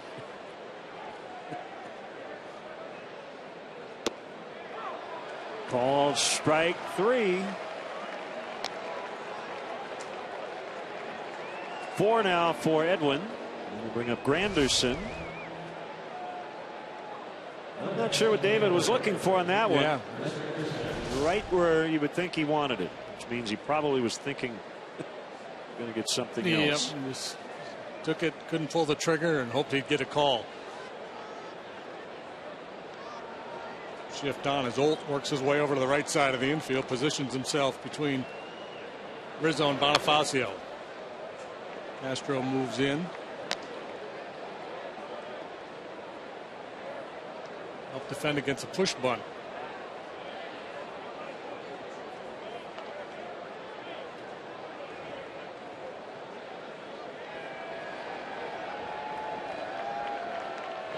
Great note, baseball reference about Zim, that he was the answer to this trivia question. Who was the main Dodgers shortstop between Pee Wee Reese and Maury Wills? Don Zimmer. It's Carlos Villanueva in the home bullpen. The 0-1 outside on Granderson. Chicago native. Played with both New York teams.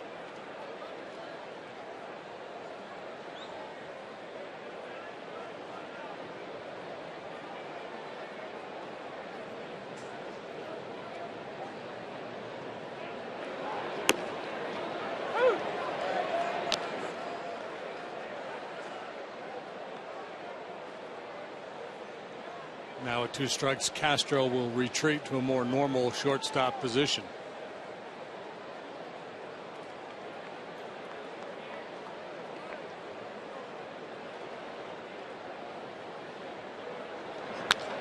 Ground ball, who wants it? Bonifacio, but a little collision there with Olt. Now nobody covering third. Jackson with a heads-up play to get over there, as Murphy has to then head back to second. Well, I can't say I've ever seen that. A second baseman and third baseman on the right side colliding because of the shift.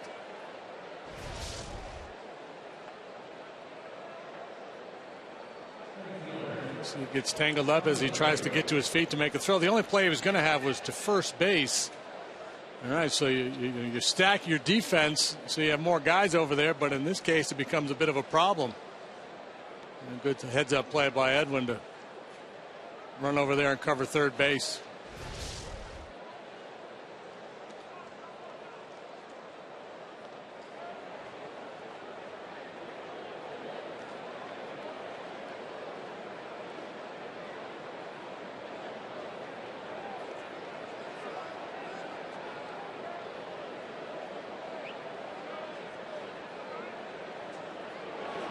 When you play third base, there's nobody to your right. It's the third base line and the third base coach. So you don't have to worry about dealing with another player over there. Kind of a funky situation for Olt.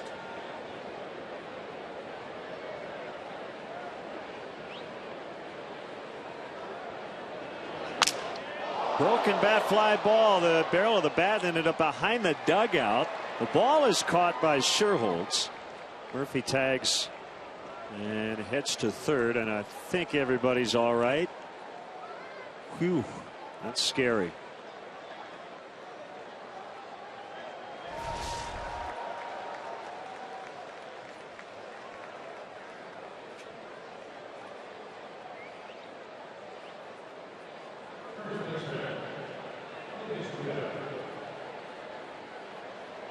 Probably would have been enough to score Murphy had he been able to get to third on that previous play.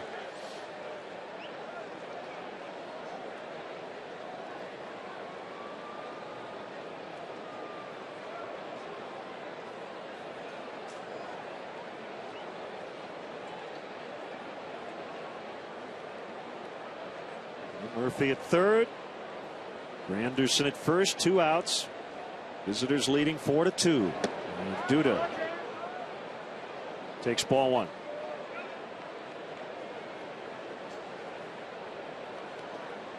Adam Wainwright has been good tonight.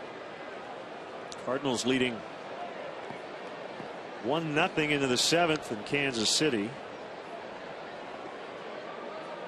Wainwright has allowed 1 hit.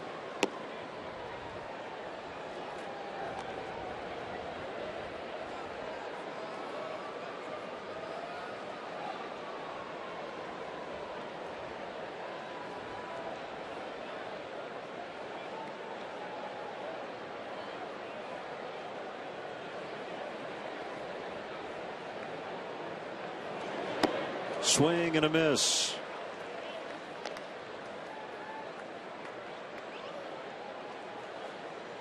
Rays in jeopardy of losing their 9th consecutive game. Trail the Marlins 5-3. They're in the 8th in Tampa.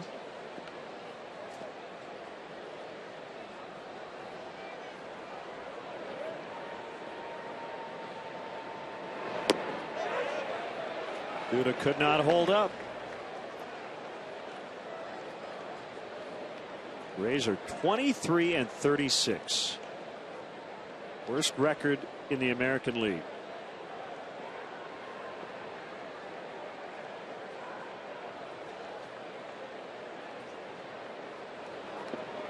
And it's smothered as Granderson took off for second and gets his 2nd steal of the series. And his 4th of the year.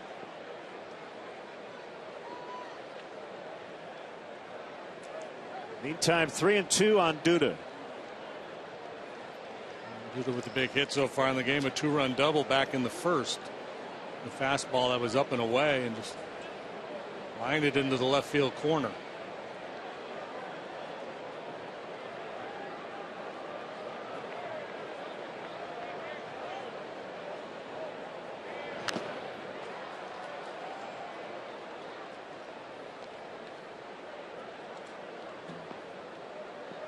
Well, the Cubs used a lot of bullpen last night, and now acting manager Brandon Hyde, after the ejection of Rick Renteria, might need some length out of Carlos Villanueva if Jackson can't go deep into this game. And as you saw, already over 100 pitches. Yeah, and Jackson due to lead off the bottom half of the inning, so you'd love to get through this.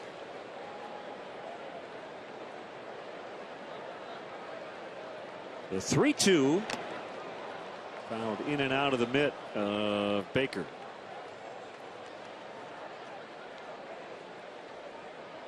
There's Brandon Hyde, the bench coach. Obviously relying on Chris Bosio, the pitching coach, as well.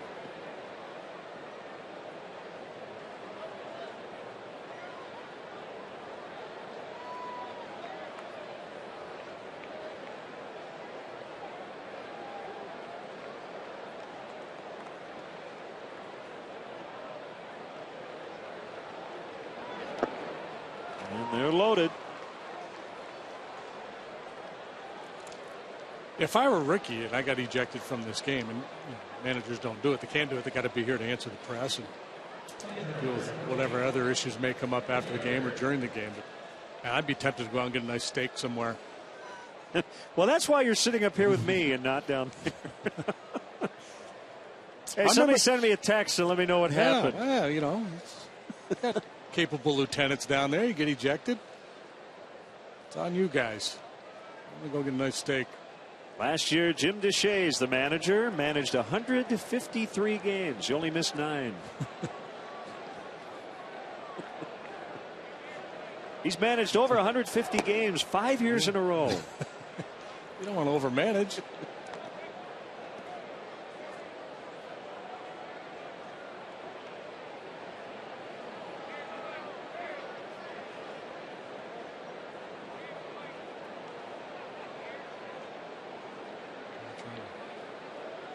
Get Edwin Jackson through this inning. So we can pinch hit for him in the bottom half.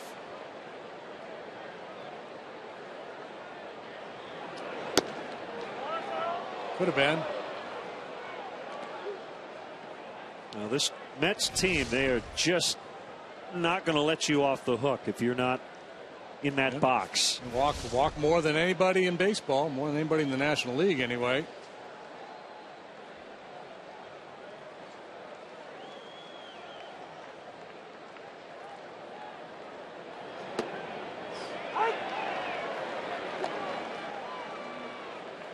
Explain this one to me. The base is loaded. A 2-0 count, and you get that pitch. Well, yeah, that's the danger of that. You know, that take mentality. Sometimes you let a very hittable pitch go by. Good thing for Edwin, he took it. But he also took that one, and it's 3-1. Well, I guess the thought is, if you're Anthony Recker, I'll probably get another one in this at bat. But we'll see if he gets another pitch quite like that 2-0. Yeah. I think, you know, he should. This is a situation where Edwin, he's kind of backed into a corner with a 3-1 count and the base is loaded. Recker's not David Wright.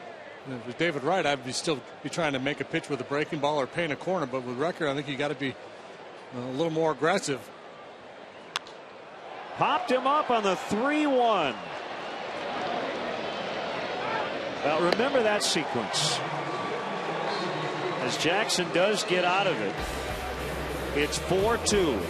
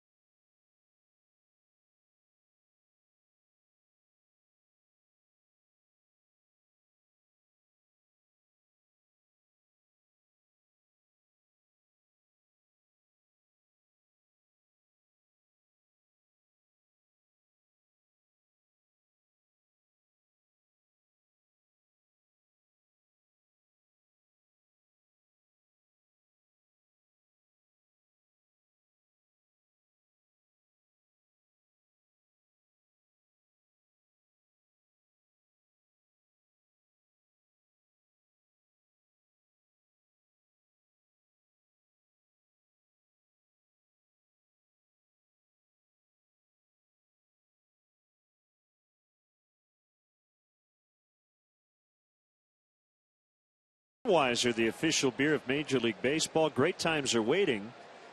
Grab some buds. The sons of Stan Hack, Stan Jr. and Dave. We'll talk to Stan Jr. Smiling Stan played for the Cubs his entire Major League career. Also managed the team in the mid-1950s. Young Cub fans cheering on the home team as Darwin Barney will hit for Jackson.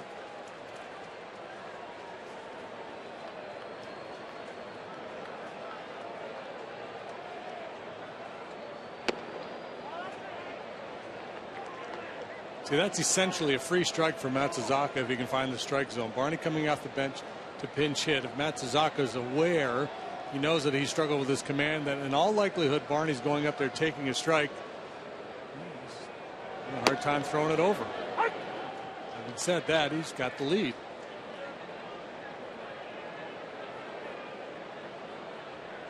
Four runs allowed in Jackson's 5 innings, but only one was earned. 3 unearned tallies in the opening frame.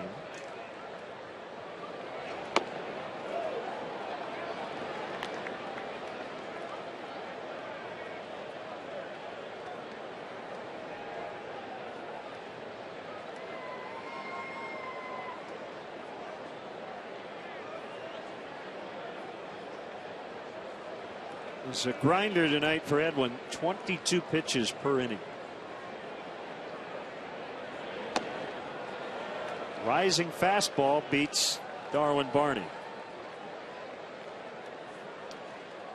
Looking for a way to make your business stand out from the competition? Host your best customers in a private suite at Wrigley Field. The NYN Investment Suites can accommodate anywhere from 15 to 55. Include food, all you can drink beverages, and parking. To book your premier experience here at Wrigley Field, visit Cubs.com/suites. Bonifacio has grounded out and lined out.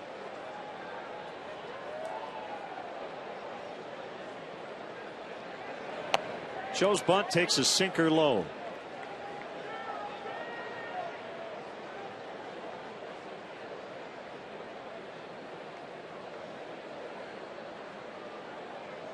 Nationals leading the Phillies 8-4. That game going in, or rather in the top of the 7th now in a rain delay.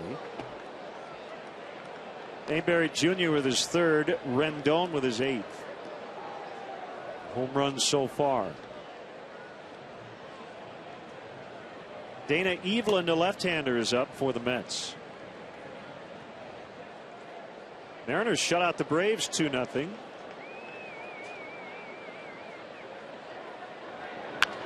Ground ball toward the middle and through.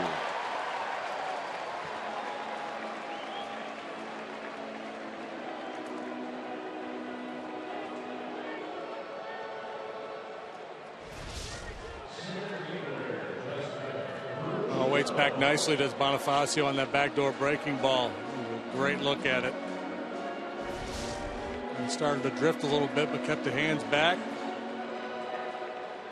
This 2-3 hitters here, Ruggiano, Rizzo, 4 times to the plate, and they've reached all 4 times. Double walk for Ruggiano, walk for Rizzo.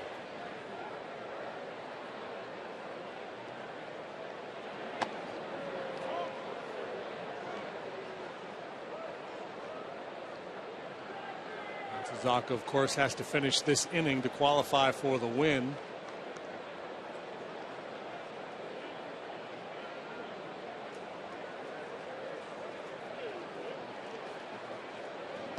I'm not sure he's going to get that chance unless he gets a double play here. Rizzo coming up next.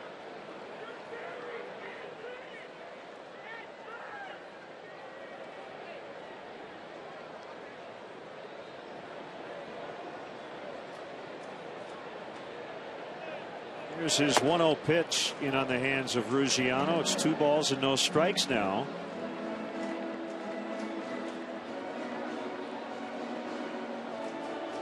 There's the chairman, Tom Ricketts.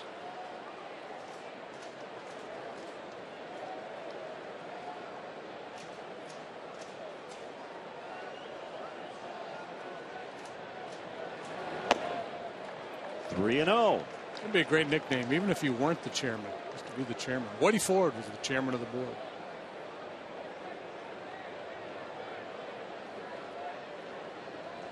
Len prefers to go by Maestro.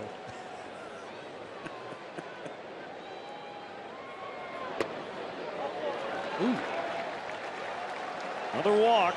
Borderline, but when you're throwing as many balls as Matsuzaka is, you can't expect to get that one called. Will be it appears. Yep, Evelyn will be summoned.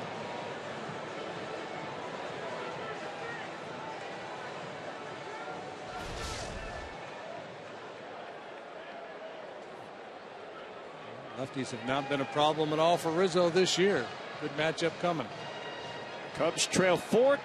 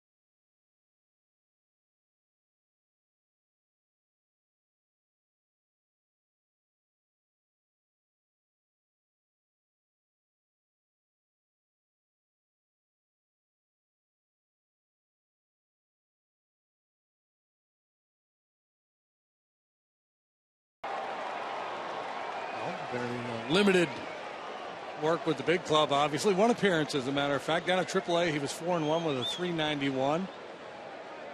Veteran guy, journeyman. He's been around with a number of different teams at the big league level. Throw a lot of sliders. 2 nights ago, his first big league appearance since the middle of 2012. And a Brewer, a D-back, an Athletic, a Dodger, an Oriole, a Blue Jay, a Pirate. Man. He faces Rizzo with 2 men on and 1 out here in the 5th inning. Matsuzaka cannot qualify for the win. The pitch. It's a strike. Yeah, and you know, I didn't deserve to, right? He didn't pitch a very clean game at all. So if you add up the starters, 9 1/3 innings combined, okay? Mm-hmm.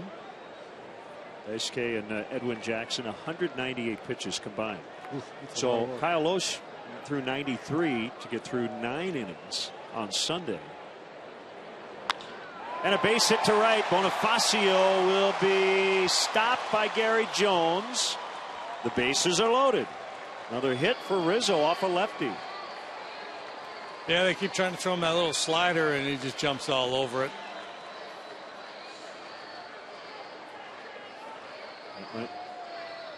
Too sharply hit for Gary Jones to give Bonifacio the green light here. Keeps that front side in. I'd say that might be it, but there's nobody up in the bullpen. It is the pitching coach, not the manager, out to the mound, Dan Worthen. The Henderson Alvarez for the Marlins in his shutout last night threw 80-some pitches. Yes, he did. 3rd shutout of the year for Alvarez, whom I believe would be scheduled to start Sunday here at Wrigley. You know, they're playing that what-if game down in Florida. What if Jose Fernandez had stayed healthy? But it's a game a lot of folks are playing these days with injury bug that is rampant around Major League Baseball.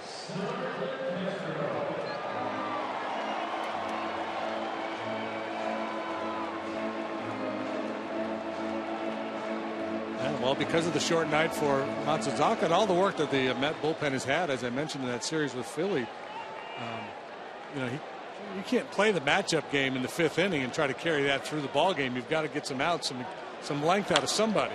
Ground ball through for a base hit, and the Cubs should tie it. Bonifacio in. Ruggiano scores. So Castro, who made that error in the 1st inning, and the Mets would score 3 unearned runs, has now knocked in 3. Joking in his first at bat about redemption opportunities. He's had a couple of big swings of the bat here, and he actually pulls off this ball a little bit. He looked like he was trying to yank that one to left, but had enough left to hit it up the middle of the diamond to get 2 home. And how about this? Edwin Jackson can still get a win.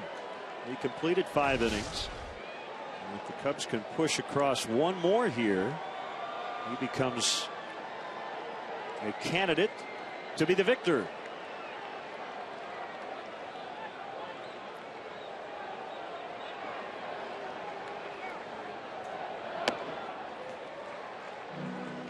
One and 0 on Scherholz.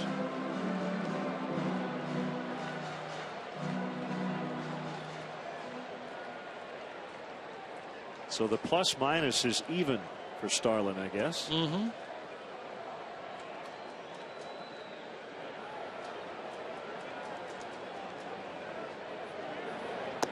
Swing and a miss on a slider.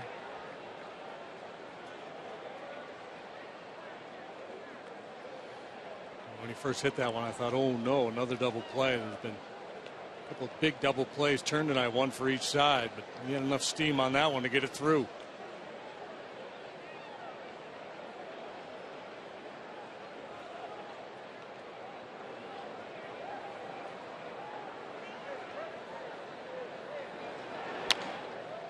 To first, Duda will scoop and step on the base. Rizzo now at third, Castro at second, and it's Coghlan, the hitter.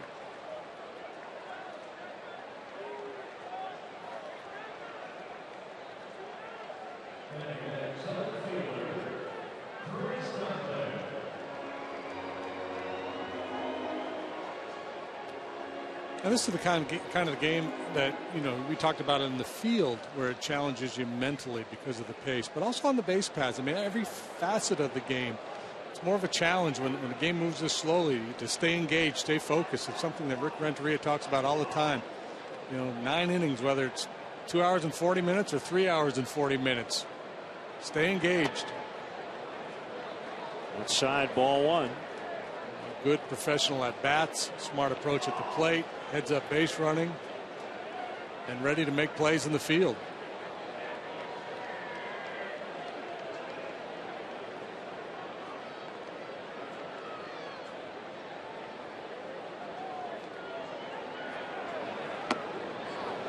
This is the kind of the game where you might see an outfielder catch a ball, flip it into the stands because he thinks it's the third out when it's only the second.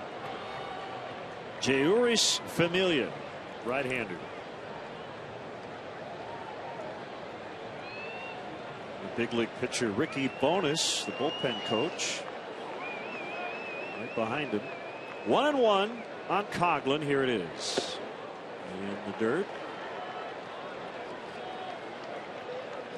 Ricky Bonas pitched for the Brewers when I was with the Twins, and I used to always yell out at the dugout, called him Prince.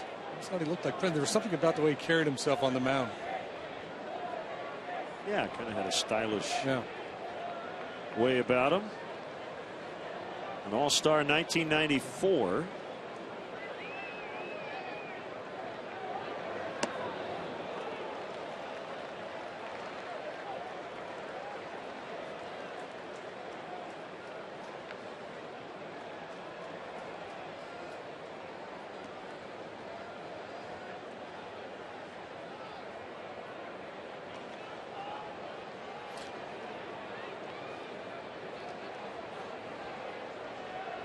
Be ready for that ball in the dirt.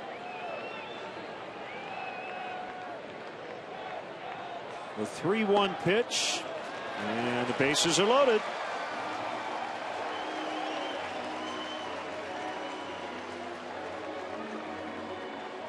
will be it for the lefty. And it will be Familia against Mike Olt.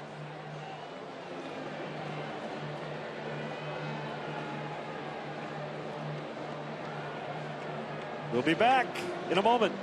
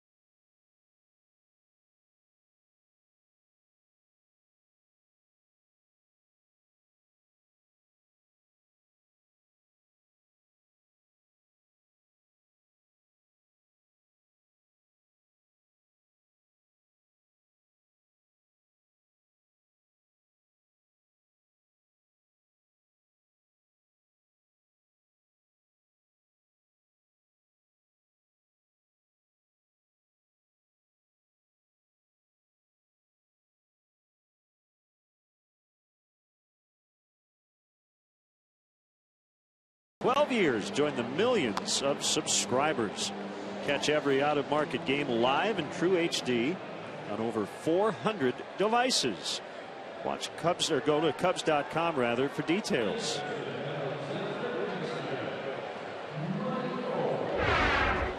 Cubs offense here, putting a lot of pressure on Terry Collins and his pitching staff. Remember, they had 3 consecutive extra innings games in a row in Philadelphia, and this is already the second reliever this inning in relief of Daisuke. This guy can light up the radar gun, mid to upper 90s fastball, then he'll throw about 3/4 of the time. Busts that one over the outside corner. Sliders, and once in a blue moon a changeup. A 4-4 tie. The bases are loaded with 2 outs. 1 strike to Olt. It gets away. Rizzo on his way toward the plate. No throw from Recker, and the Cubs lead. Cubs lead by a run, 5-4.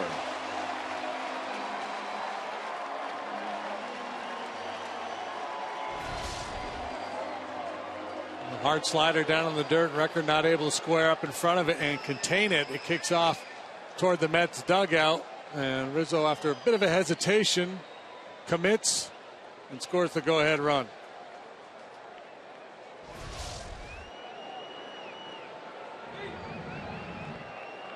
Now Edwin Jackson is in position to be the winning pitcher.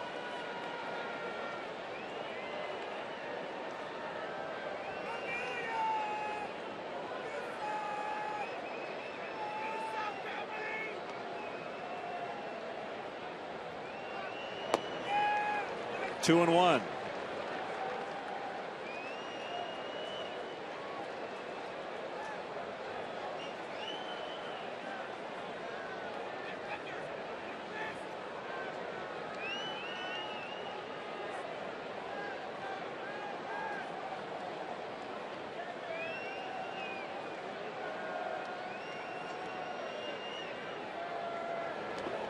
He's got a little hitch there. Right before he pitches, it almost looks like a balk. Like a little flinch from Familia right before the leg kick.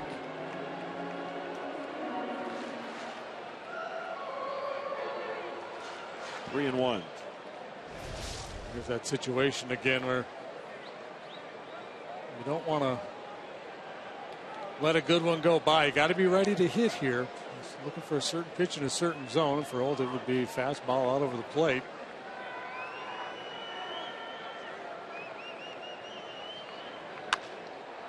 And a bouncer to the shortstop. Tejada, and the inning is over. The Cubs get 3, 2 on a single from Castro, and the go-ahead run on a wild pitch.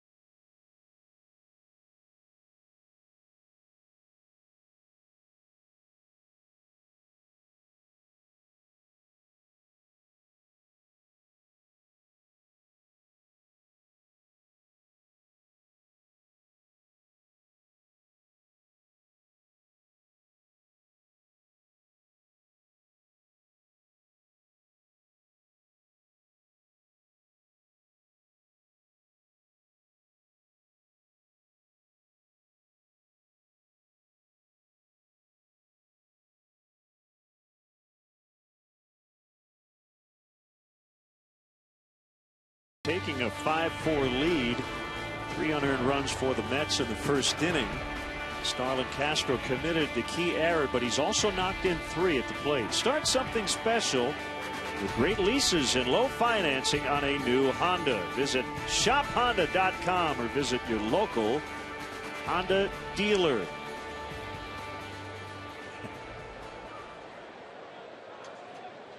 I guess if you were an ant crawling around on the infield dirt, you might get that view. Ant cam. It's new technology. We know just a very, very little tiny camera.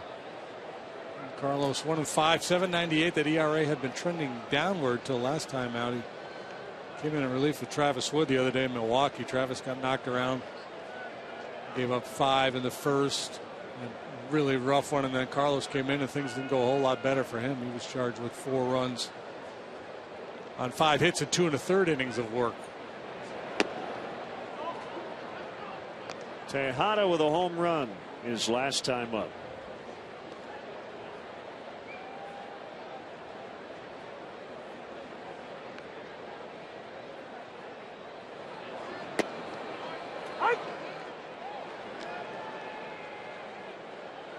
Veteran left-hander Wesley Wright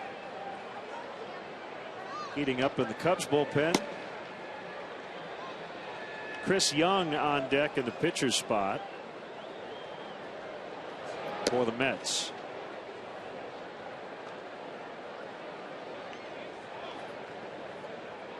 Buddy Carlisle.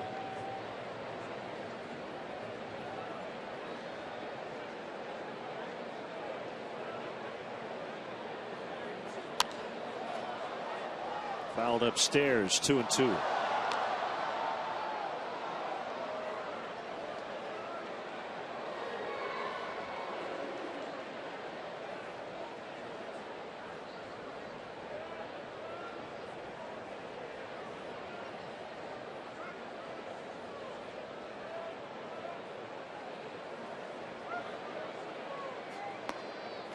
Full count, 3-2. I've said that a lot tonight.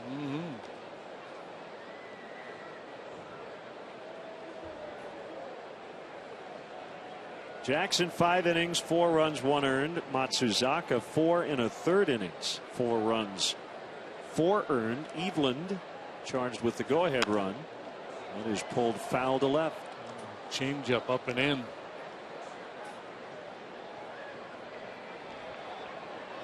Yes, nothing better than getting a foul ball souvenir. Well, I guess there would be better, you know, game-ending Cubs home run, souvenir ball in the bleachers. That'd be pretty cool. Get your Shawano-meter autographed. That would be cool. Hey, there's a walk. And let's step aside and see what's coming up on WGN.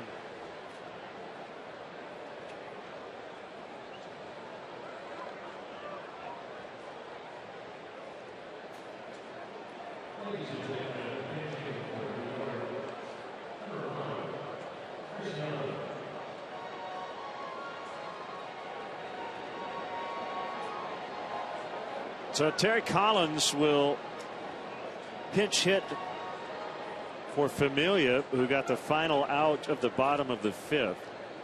The Mets are expected to have outfielder Andrew Brown on their roster for the game tomorrow night, which means they'll probably send out a pitcher. So Terry Collins is going to make sure he uses a lot of his bullpen tonight. It was not the plan going in, but Matsuzaka could only get through 4 1/3 on 88 pitches.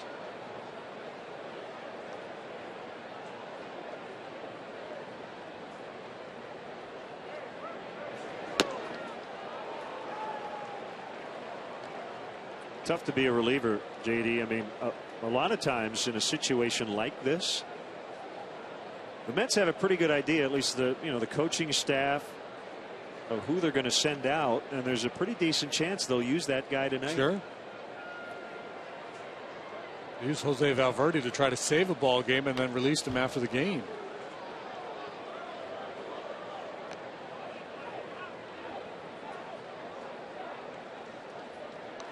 One and 2 on Young.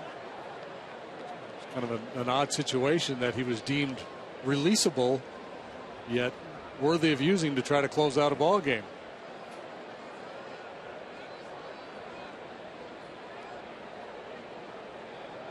Young 0 for 4 in the pinch this year. The Mets as a team hitting 182 in pinch hit at bats. Checked his swing and scalded one foul. Not to take the pitchers off the hook completely here, but it has been a pretty tight zone from Todd Tichenor, the home plate umpire. We talk a lot about umpires hunting strikes. I think that's been the case tonight. Couple of big home runs for Young as an Arizona Diamondback in 07 in the playoffs against the Cubs.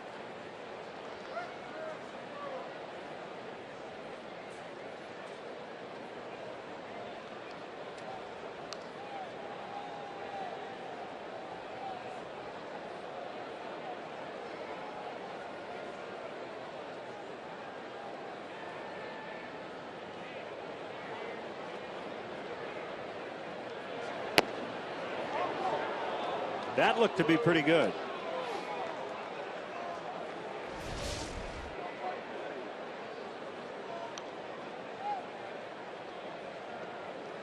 Yeah, again, on another night, a different umpire, maybe you get that call, but that's been pretty consistent tonight.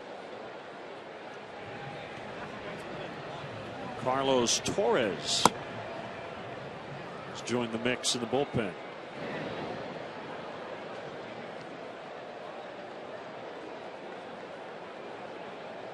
Chris Young's always been a dangerous hitter, not a high average hitter. He's hitting $195 this year, .234 for his career, 148 career home runs. He's got good speed too.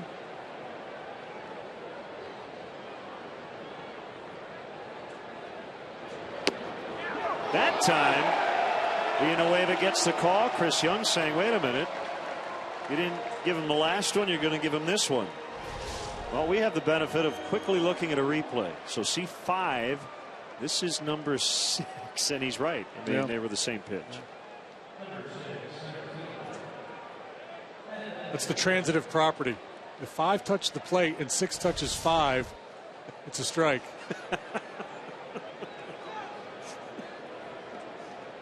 Well, they're all educated guesses when umpires are calling balls and strikes. Titchener probably said to Chris Young, do you want me to call you out on the previous pitch or that one? I'm not sure, but I think one of those was a strike.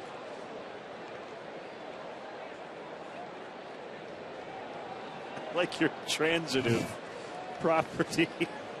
There's some umpire out there who's going to use that.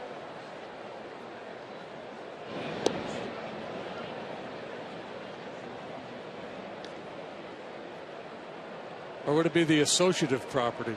I don't know. A equals B, B equals C, therefore A equals C. Sell it, man. We're going with transitive, whether it's right or not. It sounded good. Well, we heard from the English teachers the other night, last night. We'll hear from the math teachers. I knew what you meant.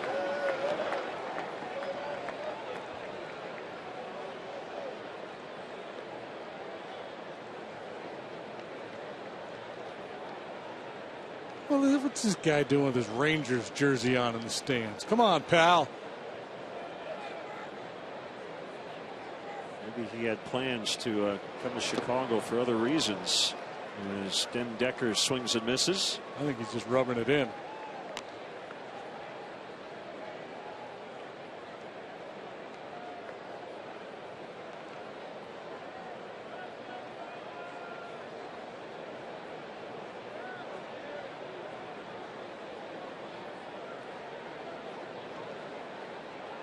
Saw a lady with a Kings t-shirt on the street the other day. My daughter wanted to take her on. Kick in the 0-2. Called strike 3. How about that?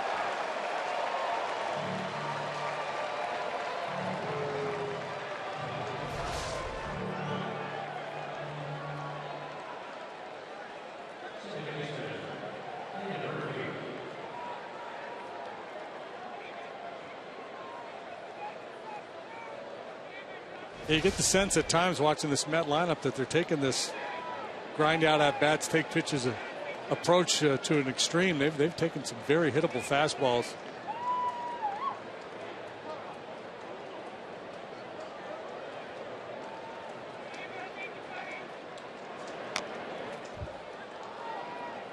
Well, it's one of those guys, though. He'll get a lot of called strikes with his fastball because hitters are looking for the off-speed stuff. He'll go soft early and then lock him up with his fastball.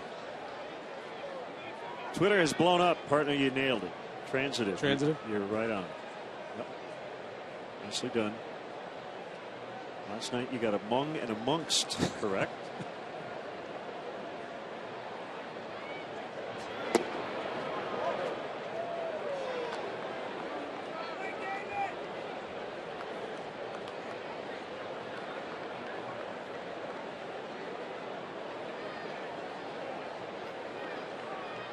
A couple of hits tonight. Very good numbers here at Wrigley Field in his career. Underrated player. He's a good player.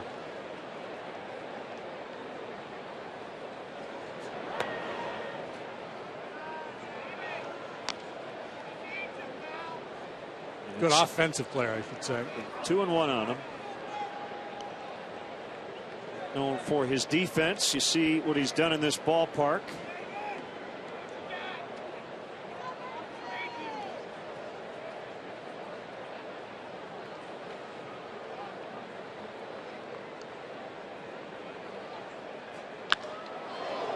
Driven deep left center, and it's going to bounce on the warning track. Tim Tuffel's going to hold Tejada at third. It's a double for Murphy. He's got 3 hits tonight. That's threatening here with 2 outs, second and third, and it brings up David Wright.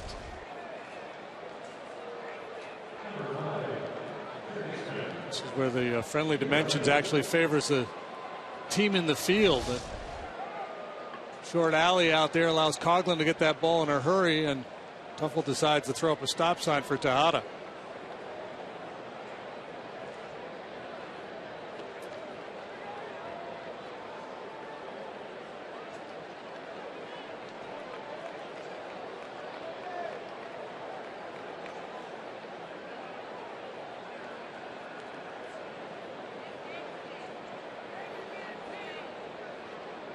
would not have found fault with Tuffle had he tried to score him there. It's a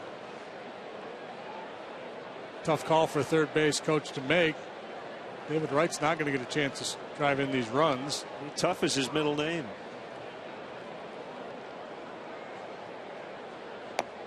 They're going to walk Wright.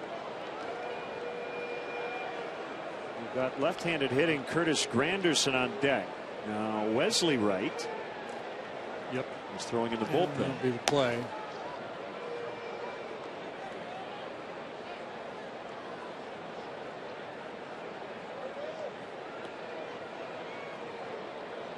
Now, you could have had Wright on right, even though it would have been left on right. But instead, it'll be right on Granderson, which is left on left. As it should be. And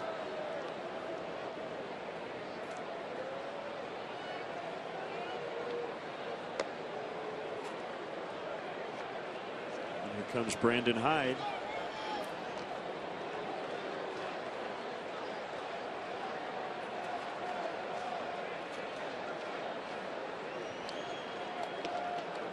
The call has been made. Cubs leading 5-4 in the sixth.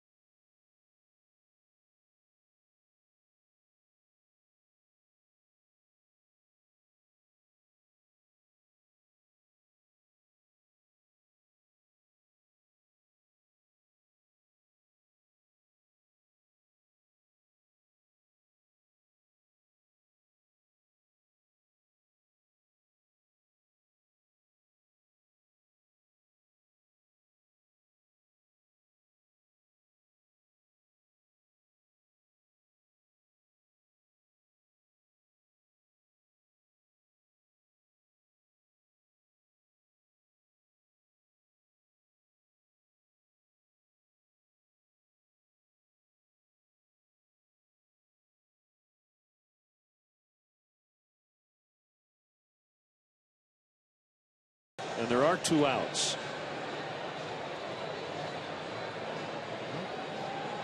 Numbers for Wesley and his first year with the Cubs are good. Hitting .229 against him, 18 innings, 16 hits, just one long one. And 2 strikeouts for every walk.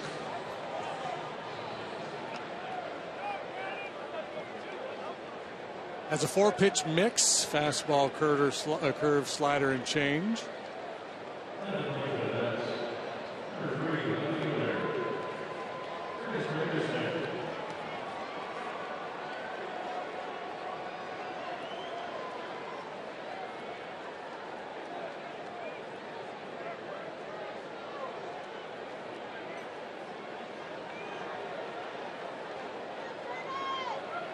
Here we go. Right to Granderson, and a swing and a miss on a slider.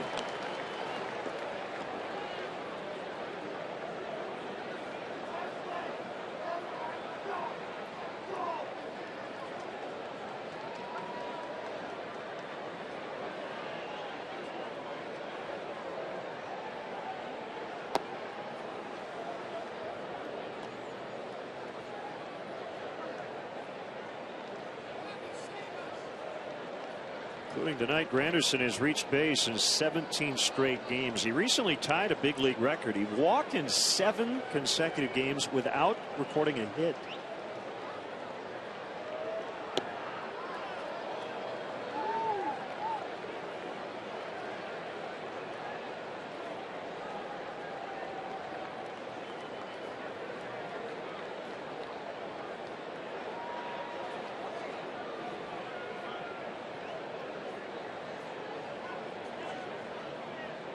Wright has a sign from Baker. Here's the 2-1. Hit hard but foul.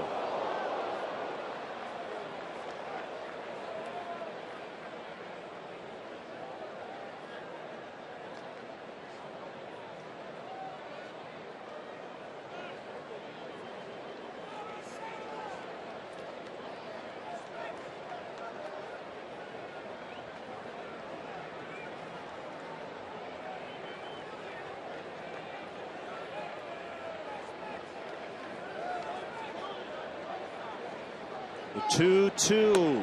He got him. Swing and a miss to end the inning. The Mets have left the bases loaded in consecutive innings.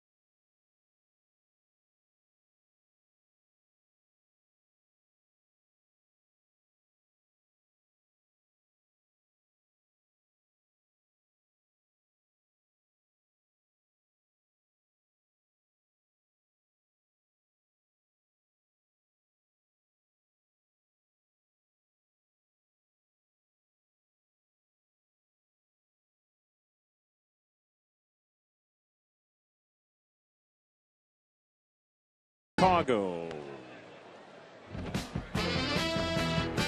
Hot Stove Cool Music Chicago's coming up in just over 2 weeks. Friday, June 20th at Metro across the street.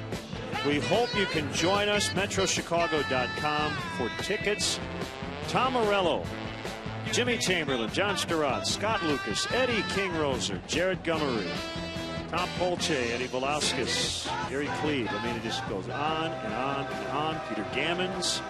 Theo will grab a guitar, and we'll have a wonderful time.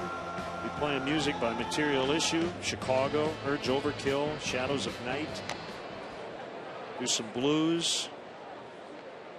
Junior Wells, Bo Diddley, the Ides of March. Got a horn section.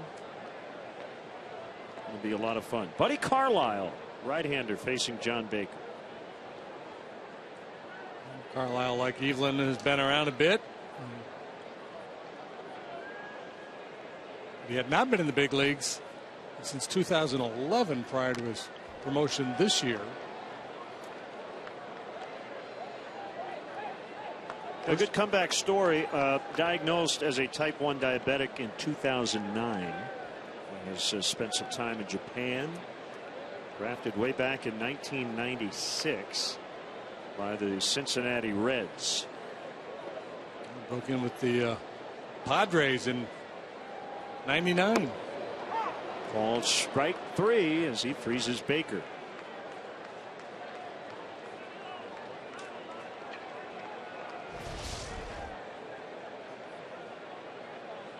Rucker wanted that one way up. One of two things there. Either Carlisle missed his spot badly, or Carlisle just disregarded what Rucker was trying to do. So you can stand up if you want, but I'm throwing a strike.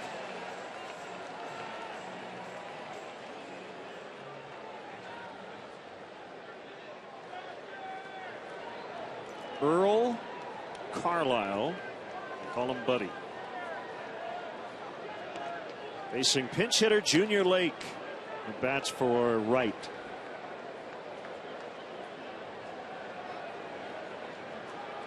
I believe Brandon Hyde with 2 men on his bench.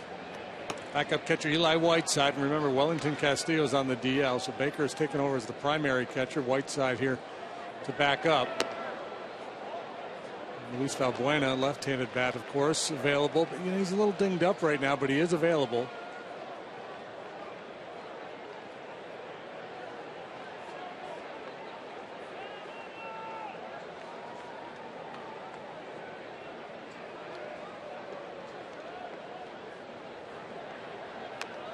Fouled back by Junior. Got a good pass at that ball. Now Justin Grimm has joined Russell.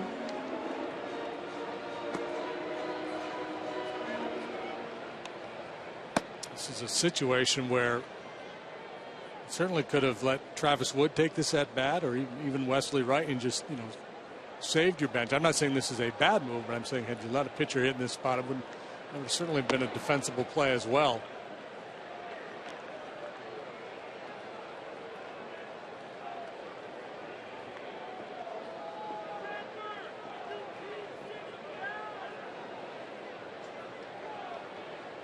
It's a little tougher manipulating those bench guys when you're carrying an extra reliever and only 4 men on the bench.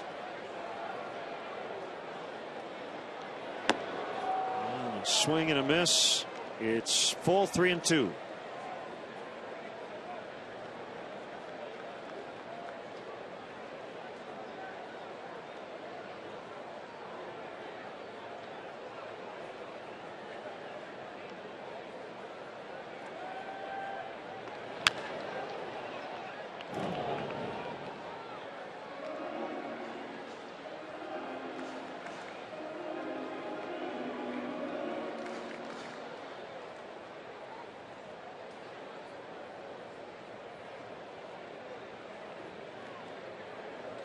If you go to a birthday party with Junior Lake, you don't want to let him have the first crack at the piñata. He's going to break it. Got him on strikes. Rash have called third strikes all of a sudden.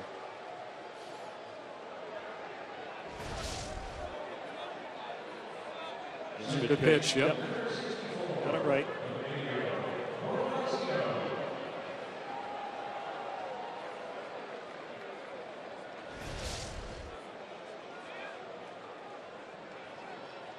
A's beat the Yankees 7-4 tonight in the Bronx. Yoenis Cespedes hit 2 home runs for the A's. Josh Donaldson hit his 16th. Cespedes has been going off lately. A's are 37-22. Not to say best team in baseball at this point. Caught by the shortstop Tejada. Carlisle goes 1-2-3. The Cubs lead by a run as we head off to the 7th.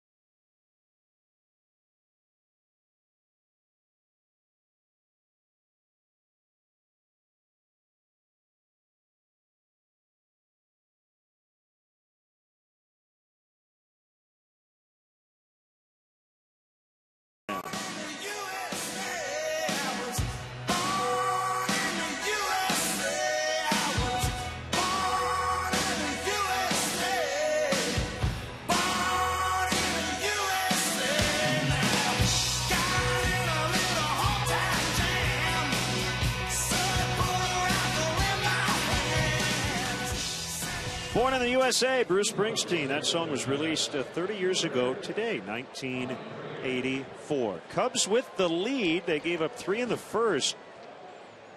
But they were able to score 3 in the 5th and have a 5-4 advantage, as Bobby Abreu will face left-hander James Russell. And great to have with us in the booth Stan Hack Jr. The Cubs on this homestand honoring the 1940s here at Wrigley Field. And Stan Hack, 16 years all as a Cub, 1932 to 1947. Stan, great to have you with us tonight. Thank you, Len. It's it's a pleasure being here.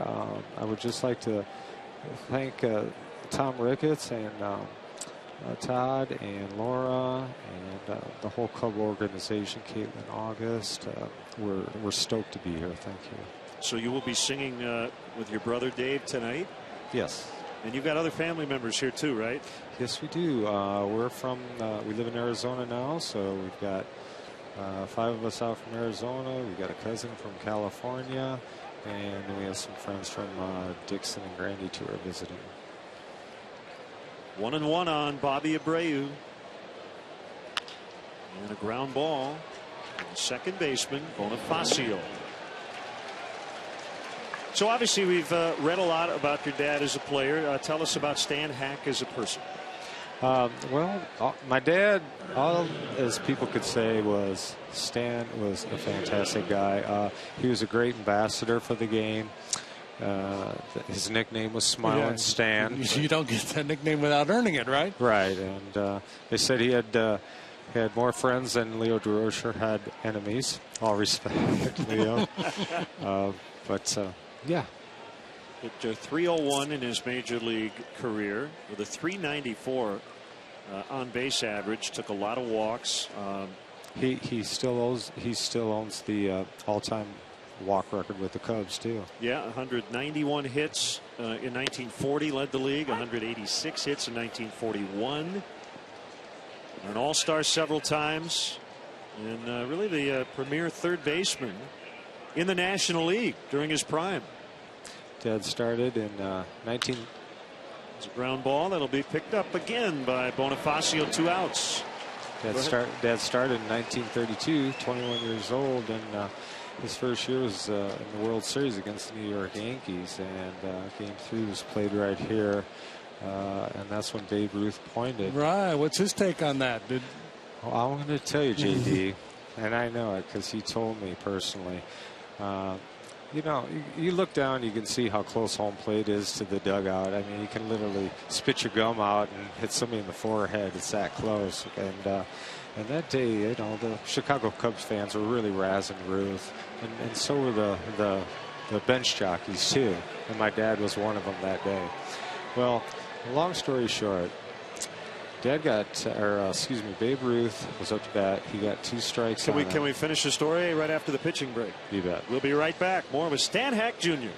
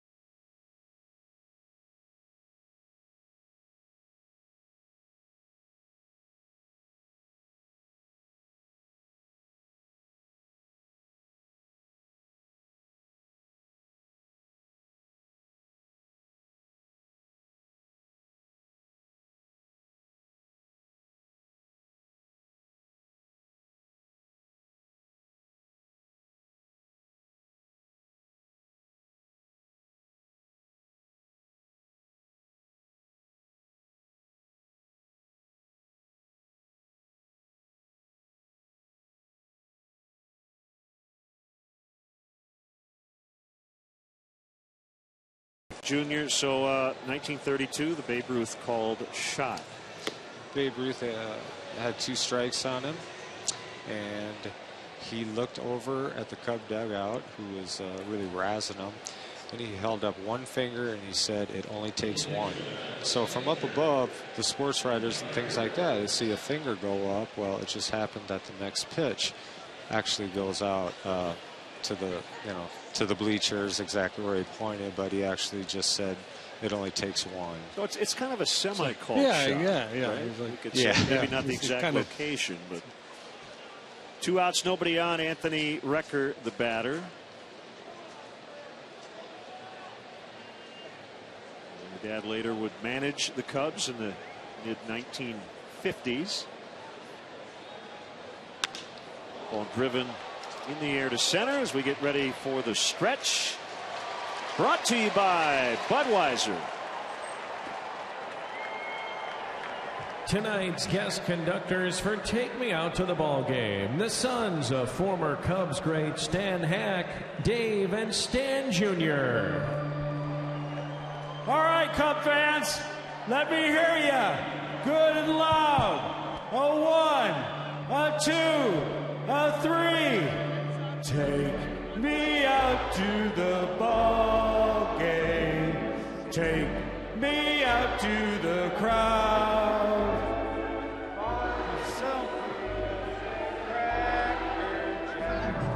I don't care if I ever get back, so let's root for the Cubbies. If they don't win, it's a shame. For it's 1, 2, 3 strikes, you're out at the old ball game. That one's for you, Dad. Let's get some runs.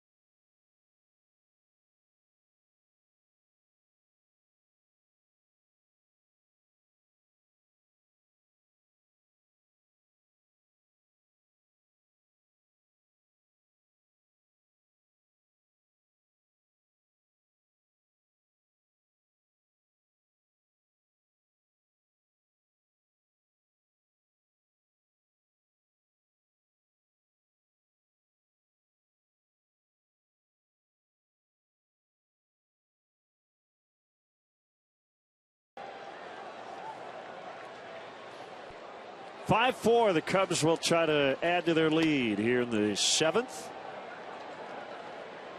1-0 the count on Justin Ruggiano.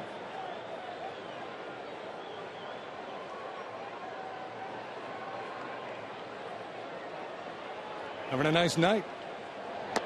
Double a couple of walks, scored 2 runs.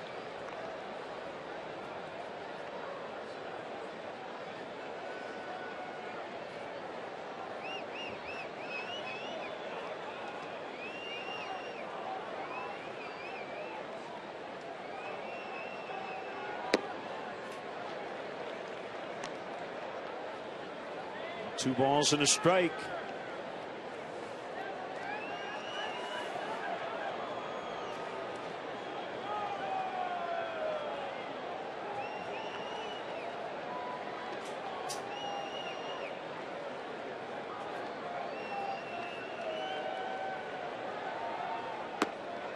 Three and one. Cubs trying to make it 2 in a row. Clinch this series, which will wrap up tomorrow night. Right-hander Jacob deGrom and lefty Travis Wood. 3-1 inside, ball 4.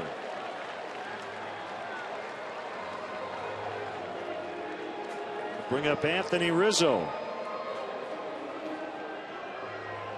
Still haven't gotten Ruggiano out tonight. That's a 3-walk night.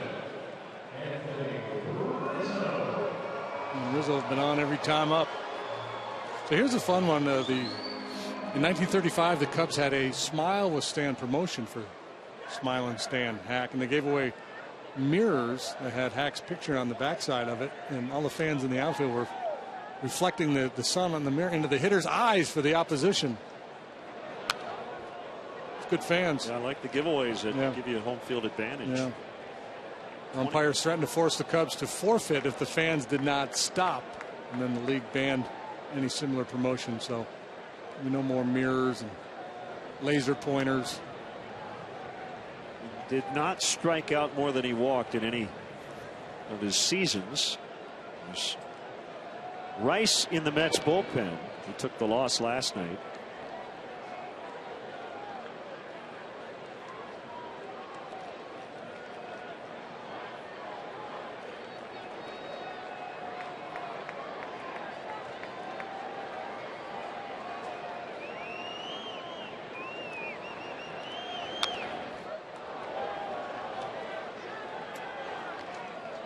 We had that note earlier about Hamilton and Abreu coming back and doing damage. Same for Aramis Ramirez, who was activated off the DL tonight, went deep.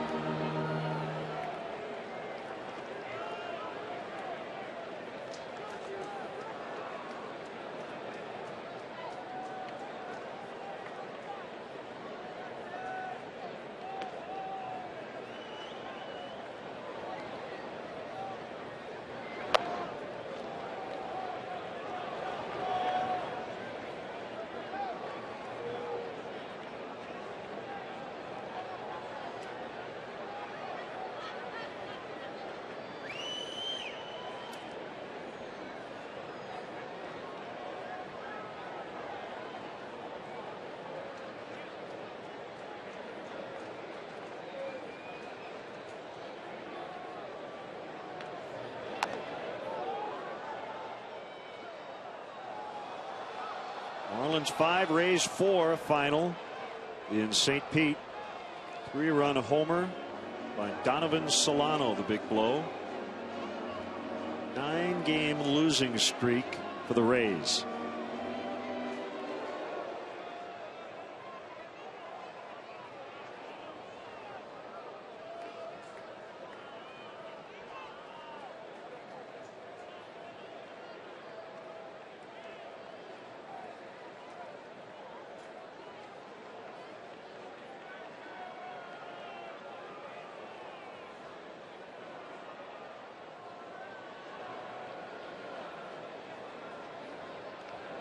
To first, runner back. Kohler beat Price. Cishek with his 13th save. David Price now 4-5 with a 4.03 ERA. He's having a weird year. The numbers don't add up. He struck out 101 batters, walked 9. Rizzo strikes out swinging. Yeah, that is odd. That's really weird. The long ball has given up 13 home runs. They've been a big part of it.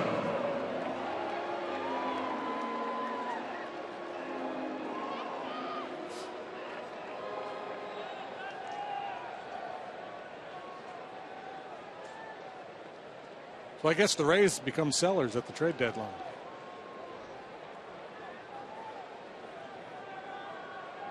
I would think if they're in the cellar, for sure.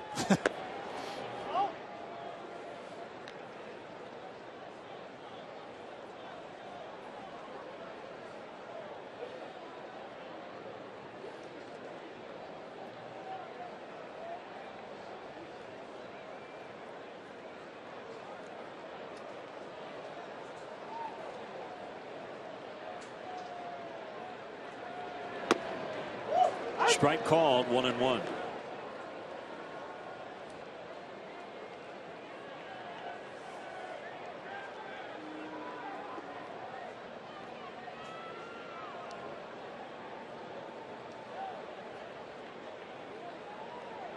Astros with a game-tying 2-run single in the 5th.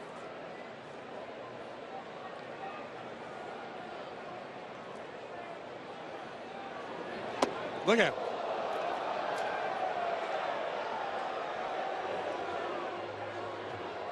Hitting the ball the other way, so they try to crowd him. Last time he actually tried to turn on one, the pitch was out away from him. He ended up hitting it back up the middle, but they've been pitching him in. He's starting to look in there a little bit.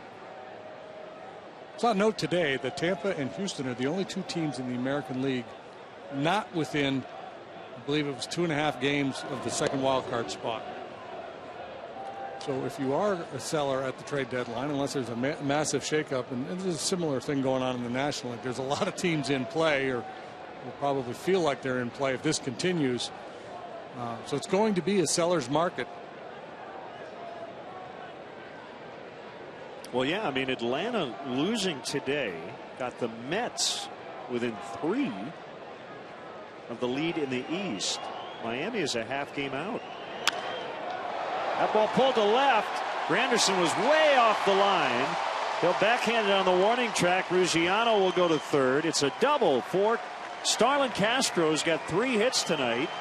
And the Cubs now set up to really tack on big.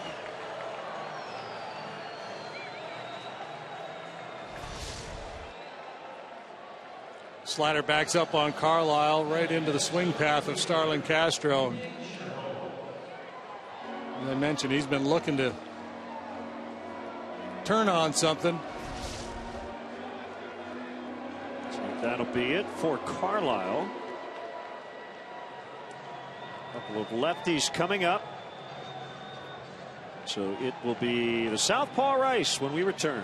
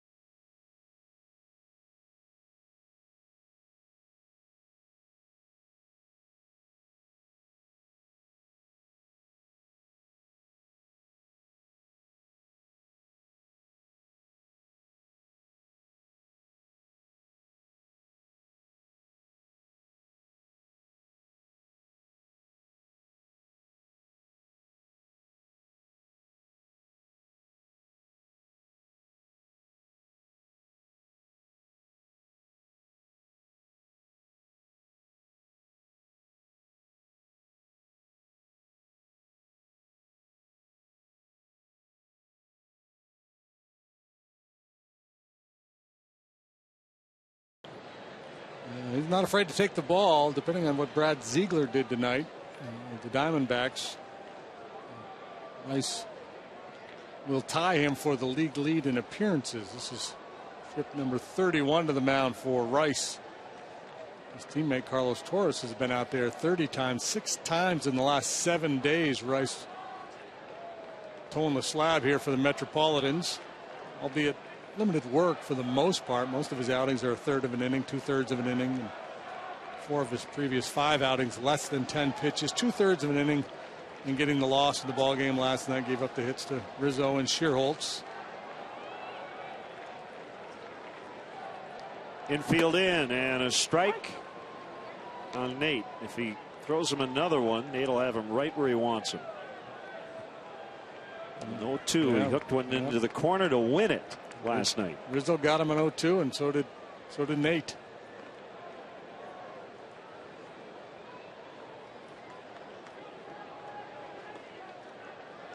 It's a sign from Recker. Big leg kick in the pitch. 1-1. We were talking with Ricky today before the ball game. He said During that at bat, he was thinking, man, this would just be a perfect scenario if Nate could come through here. And sure enough, on the next pitch, he did. Really rough start to the season for Sherholtz, but he's starting to come out of it. Nice and extreme ground ball pitcher. Everybody uptight on that Met infield. 1-2.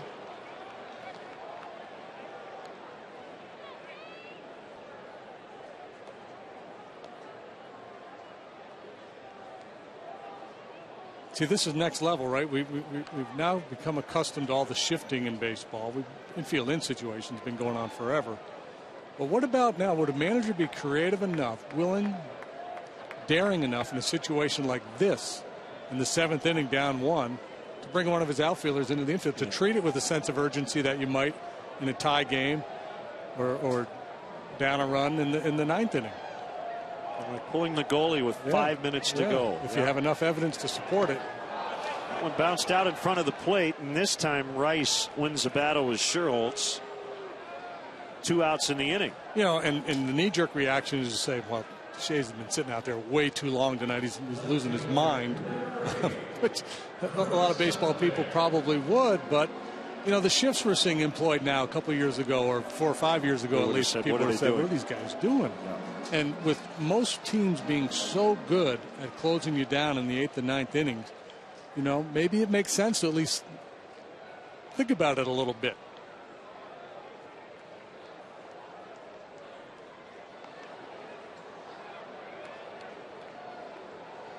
Or at the very least, and we've talked to managers and coaches about this, really bring your in or outfield, at least on the off pull side, in several steps. Yeah, you know, the point where if you make a catch in your general area, that runner from third is not going to score. And you take away that little blooper. So you pull your infield in, and you created a bigger gap between the infielders and the outfielders.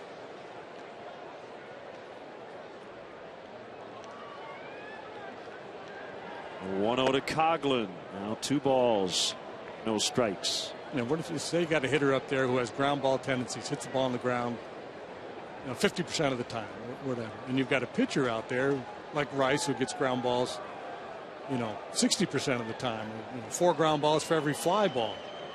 Maybe there's enough, you know, in the tendencies there to justify it.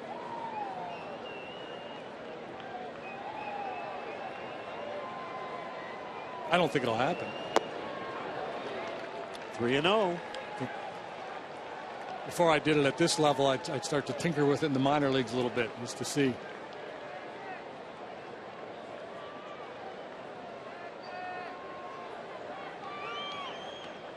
You also need an outfielder who can play a little infield. That's where a guy like Bonifacio really comes into play. Junior Lake played third, made a play earlier this season. What was it, a 7-3 ground out? Bases loaded. Let's count them up. 1, 2, 3, 4, 5, 6, 7. I got 8 walks on my card issued by the Mets. That's unofficial for you people scoring at home. Another pitching change. We'll be back. Bases loaded in the 7th.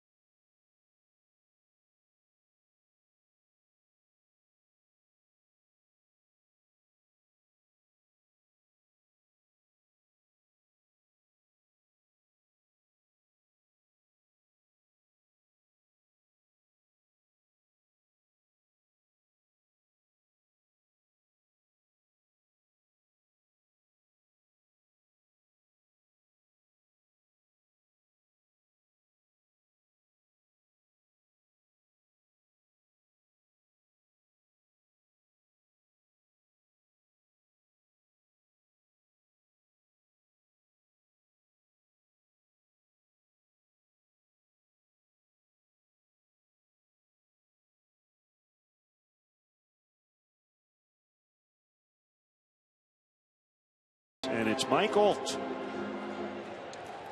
And Mike Olt was up there with the bases loaded last time, wasn't he? He was. Rizzo scored on the wild pitch. And then he grounded out. So another chance to do some damage here. Fastball outside, ball one. Love to do some damage against the Mets. Mike grew up back in Connecticut, New Englander. Family was mostly Yankee and Red Sox fans. Not at the same time. Some were Yankee fans, some were Red Sox fans. You can't be both.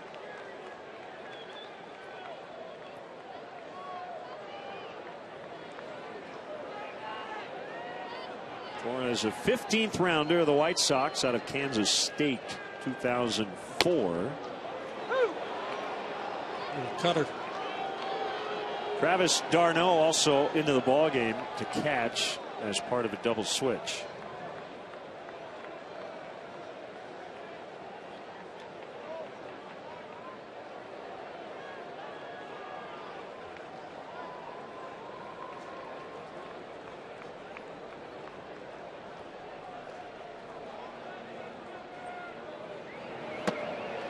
Two and two.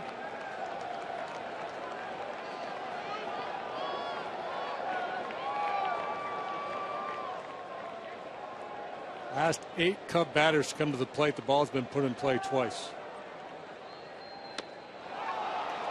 Last 9 Cub batters now, but they lead 5-4 as we head to the 8th.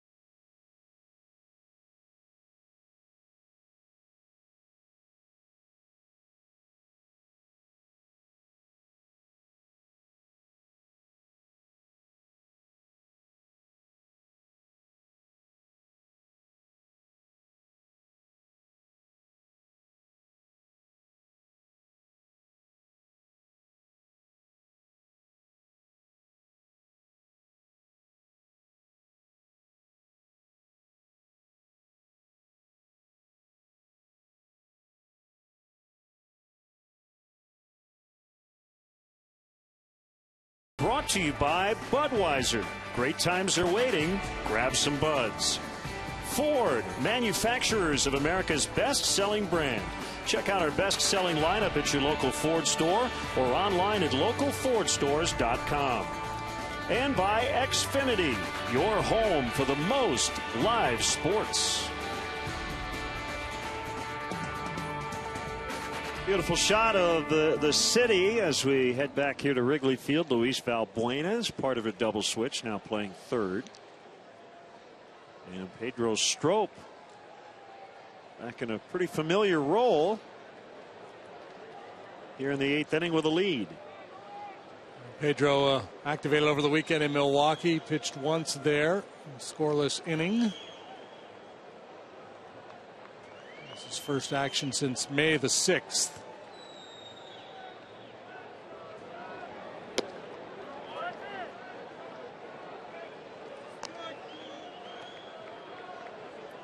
One and nothing on Tejada.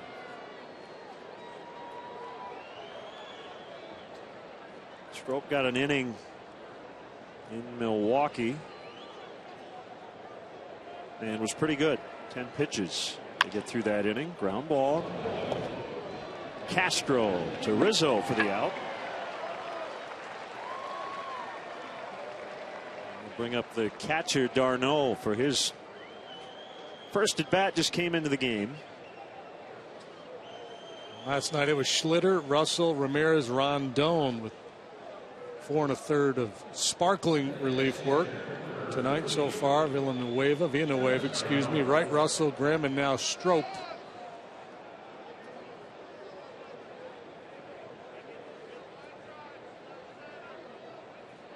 Would you say in this series the pen has been mightier than the sword? Yes.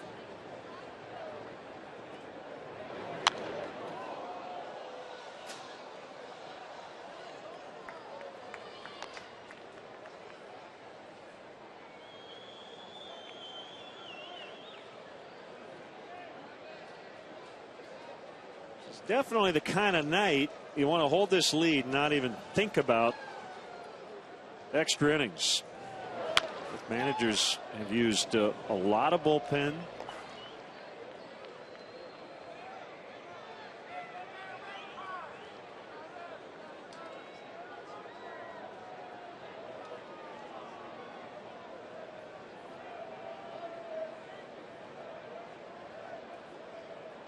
Quick pitch, swing and a miss.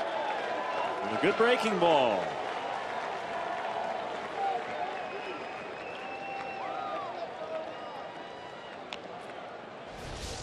Strop with plus stuff, and he's clever. Every now and then he'll drop this on you. A little sneak attack.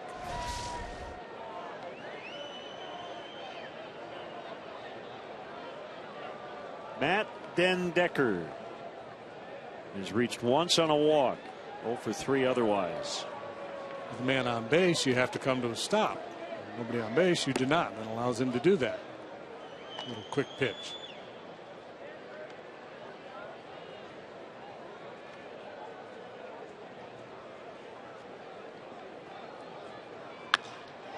Fly ball out in the deep left center. Ruggiano back, and he's got it right in front of the 368 marker.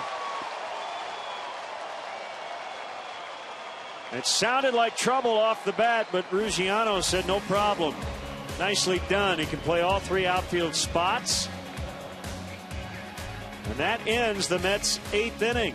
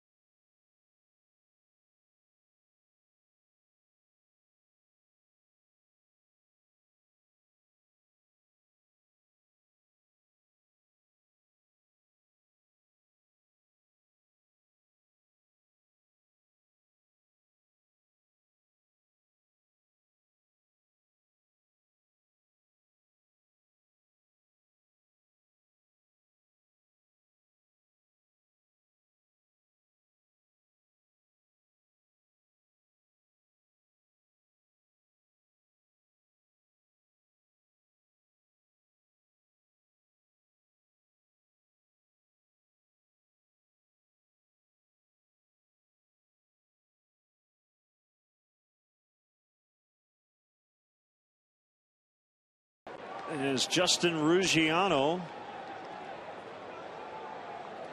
Look back and robbed Den Decker.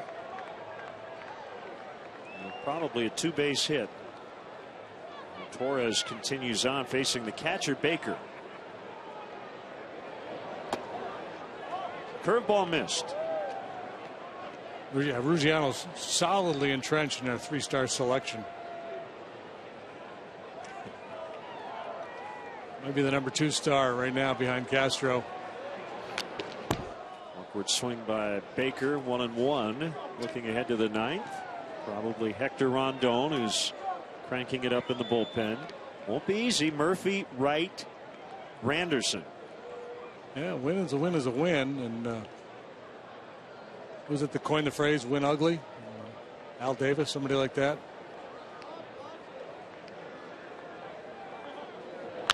Oh, Al Davis was just win, baby.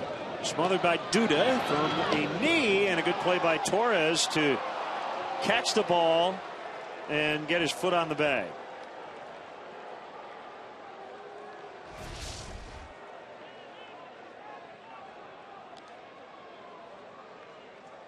Yeah, tough handle there for Torres. That ball down around the knees when you're running over to cover first base. Many, if not most, are going to botch that play. That was a heck of a play. The most aesthetically pleasing 3-1 put out. It's kind of it suits the game, which has just been a yard sale. There have been looking at the walk strikeout totals, so 30 total plate appearances that have ended either a walk or a strikeout tonight. Yeah, I mean, it's a lot of non-activity. Yeah, talked about that a lot as Valbuena bunts foul.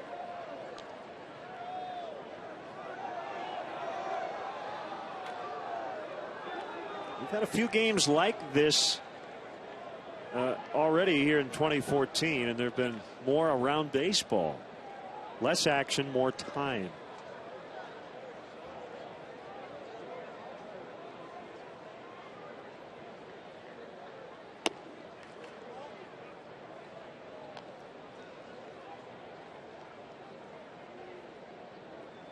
And I don't think it's any one thing, JD. I think it's a combination just an of a lot of evolution of things. the way the game is played with patience. You know, hitters. We haven't had a replay tonight. No. Well, there you go. That's coming next. With with hitters being more patient, working walks, and then you get power arms late. They're striking a lot of people out. Missing bats.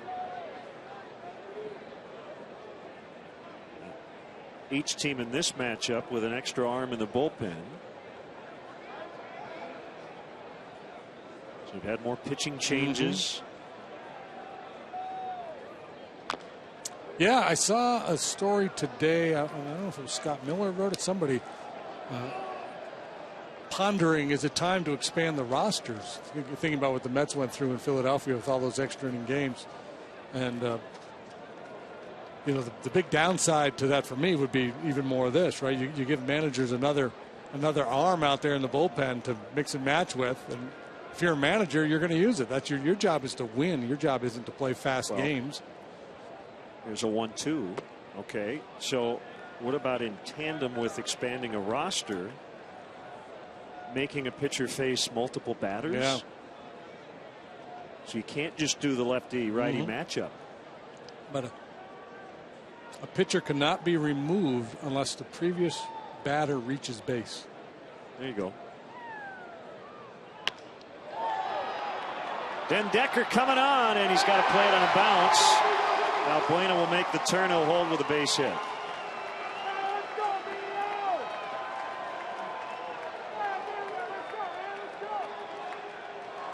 Looking for a little insurance here in the bottom of the 8th. Fastball down, but over the plate.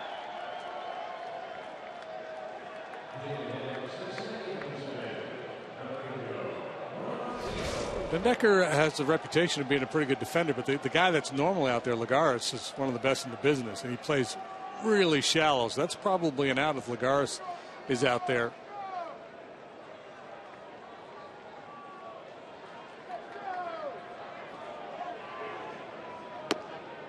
Called strike.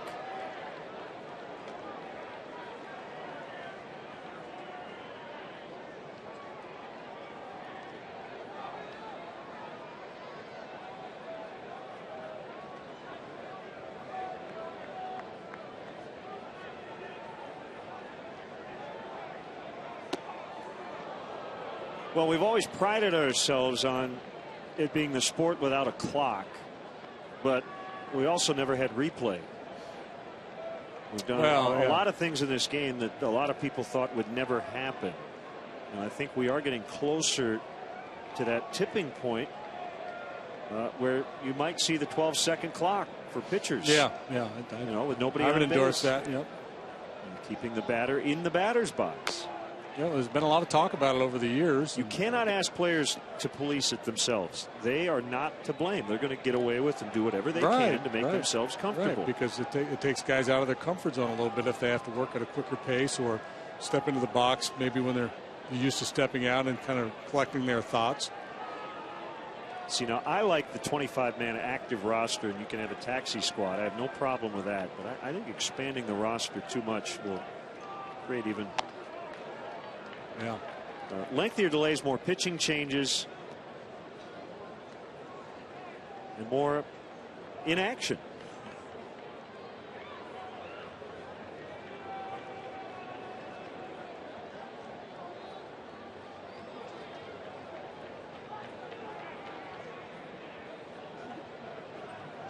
The 2-2. And he gets Bonifacio. Second strikeout for Torres. And it will bring up Ruggiano's had a heck of a night. 3 walks, a double, 2 runs, and the big catch.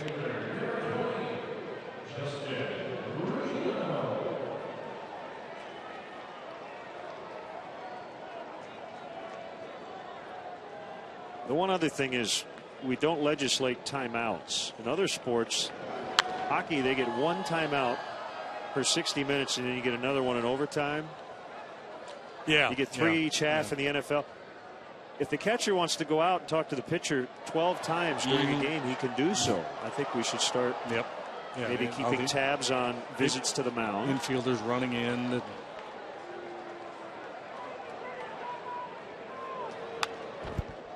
Foul back.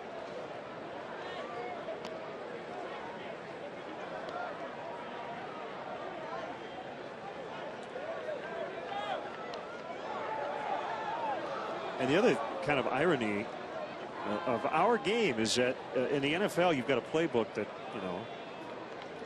hundreds of pages thick. They've got to learn. In baseball, you get like 3 or 4 signs, and guys forget them all the time. And they've got to go talk to the third base coach, or the catcher has to go over with the pitcher. Come on, guys. Is it that hard?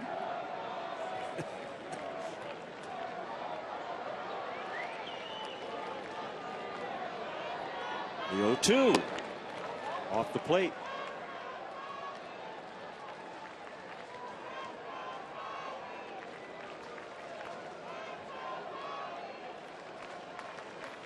Big day tomorrow as the first 2 rounds of the draft will take place. Cubs have the number 4 overall pick.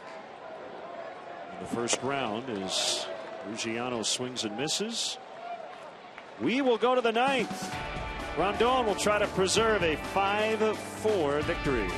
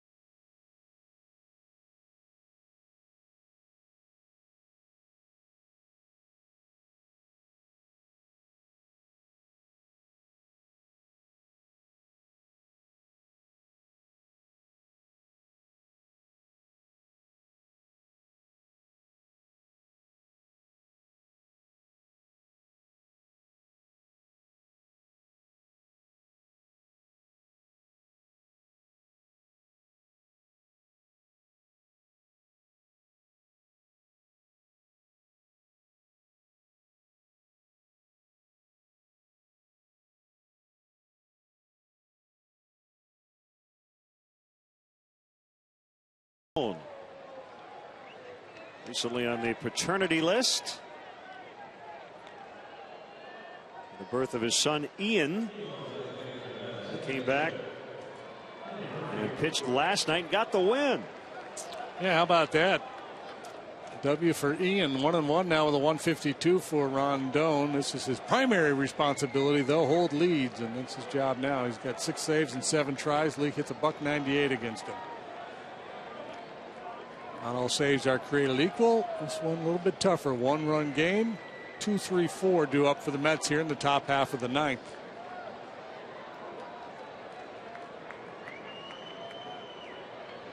Well, the toughest save, I guess, would be bases loaded, nobody out with a 1-run lead. He gets to start the inning clean, but this is a tough part of this order, no doubt. Yeah, to that end, Jake Arrieta he saved himself last night in the 3rd inning, because that's exactly the scenario. Bases loaded, nobody out, and he got out of it without a run scoring. Talk about the work the bullpen did. Jake kind of came in relief for himself in a sense.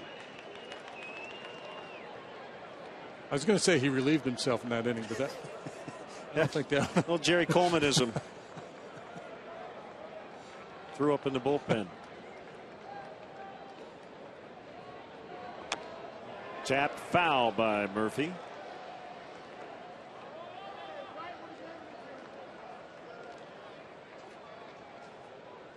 Got a piece of the catcher Baker.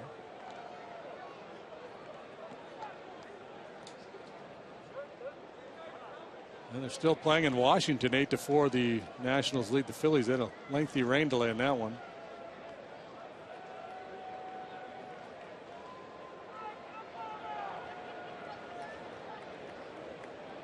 This Cub bullpen has been on quite a roll of late. Swing and a miss, strike 3.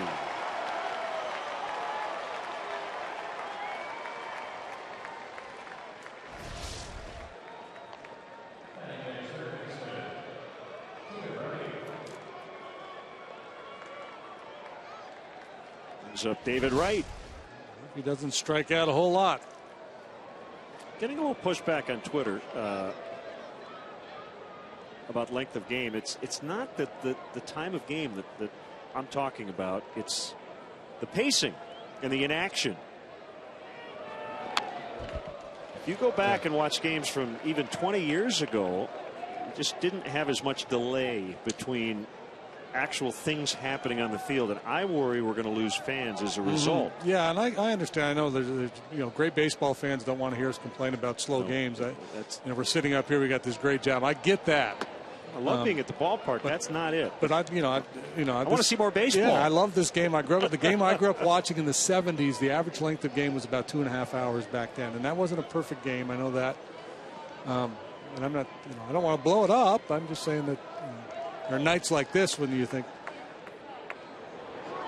And baseball, it's been a goal of theirs to get things moving a little bit. We talked at the end of spring training. You talked to a baseball official who said, we're going to try to cut several minutes. Yeah, that's why if you come to a game really and you see the guys down by the dugout with those little colored cards that they hold up, they're kind of letting the umpires know. Yep. 30 seconds to get rolling here. Fans wanted it. Let's see. Yes, that was outside. 2-2 on Wright. Fireballer coming back. Slider and Wright. Well, that's not an easy pitch to lay off, but he did. No, he's a patient hitter. We've seen him rung up twice in this series on fastballs in the zone. Good pitches, but both times they were good pitches.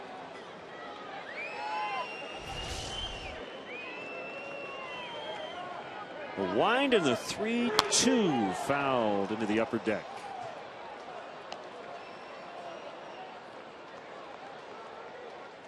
Boy, I have really enjoyed watching the development of Hector Rondon. Buried at the back of the bullpen, not at the end of the game, but just kind of the last guy you would use last year. Swing and a miss. 2 down. And now he's become their most important arm out there. Yeah, this is just a heck of a pickup by the Cubs front office. Rule 5 draft pick, a guy who at one time was among the top pitching prospects for the Indians, but he had some arm problems, set him back some. Cubs took him in that Rule 5 draft. Were willing to let him germinate out there in the bullpen last year, and you saw it start to pick up in September. Boy, he's been really, really good so far this year. And whereas a lot, especially on the Mets side, that bullpen has been a little bit tentative with their approach tonight. Nothing tentative about Rondon. Strike called on Granderson.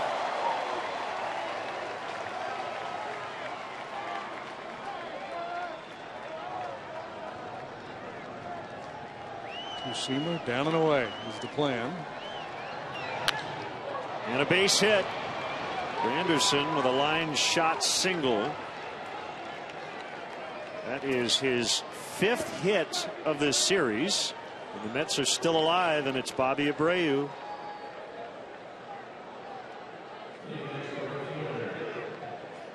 Not a bad pitch. Looked like he made the pitch he was trying to make, a two-seamer running away from Granderson, but he cut it off.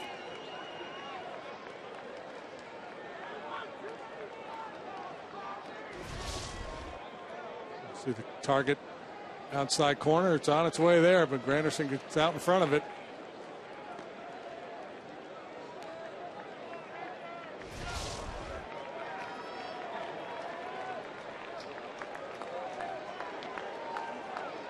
Abreu's still a tough out, as you see, with that .382 on base average.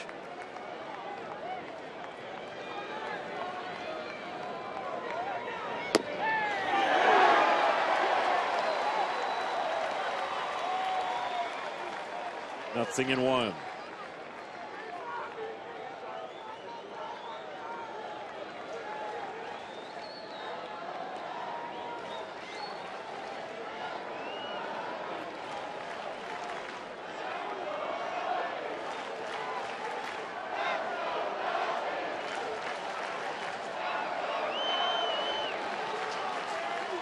The 0-1. A bouncer toward right, picked up by Bonifacio. Boy, he created a great angle there. He knew he had time. He went into the outfield to make the play. Cubs win. Hector Rondon saves it for Edwin Jackson. How about that? Jackson got the win. The bullpen largely responsible for the Cubs winning the first 2 games of this series. Yeah, great work by the bullpen both nights. 4 1/3 last night, 4 innings here tonight of scoreless baseball by the bullpen. 1-run win last night in dramatic fashion. Tonight, hanging on because of the good work by the bullpen to pick up their 2nd consecutive 1-run win. Yeah, it might have felt a little more special for Rondon, too, from Venezuela. Got to believe he grew up watching Bobby Abreu as he gets him for the 3rd out.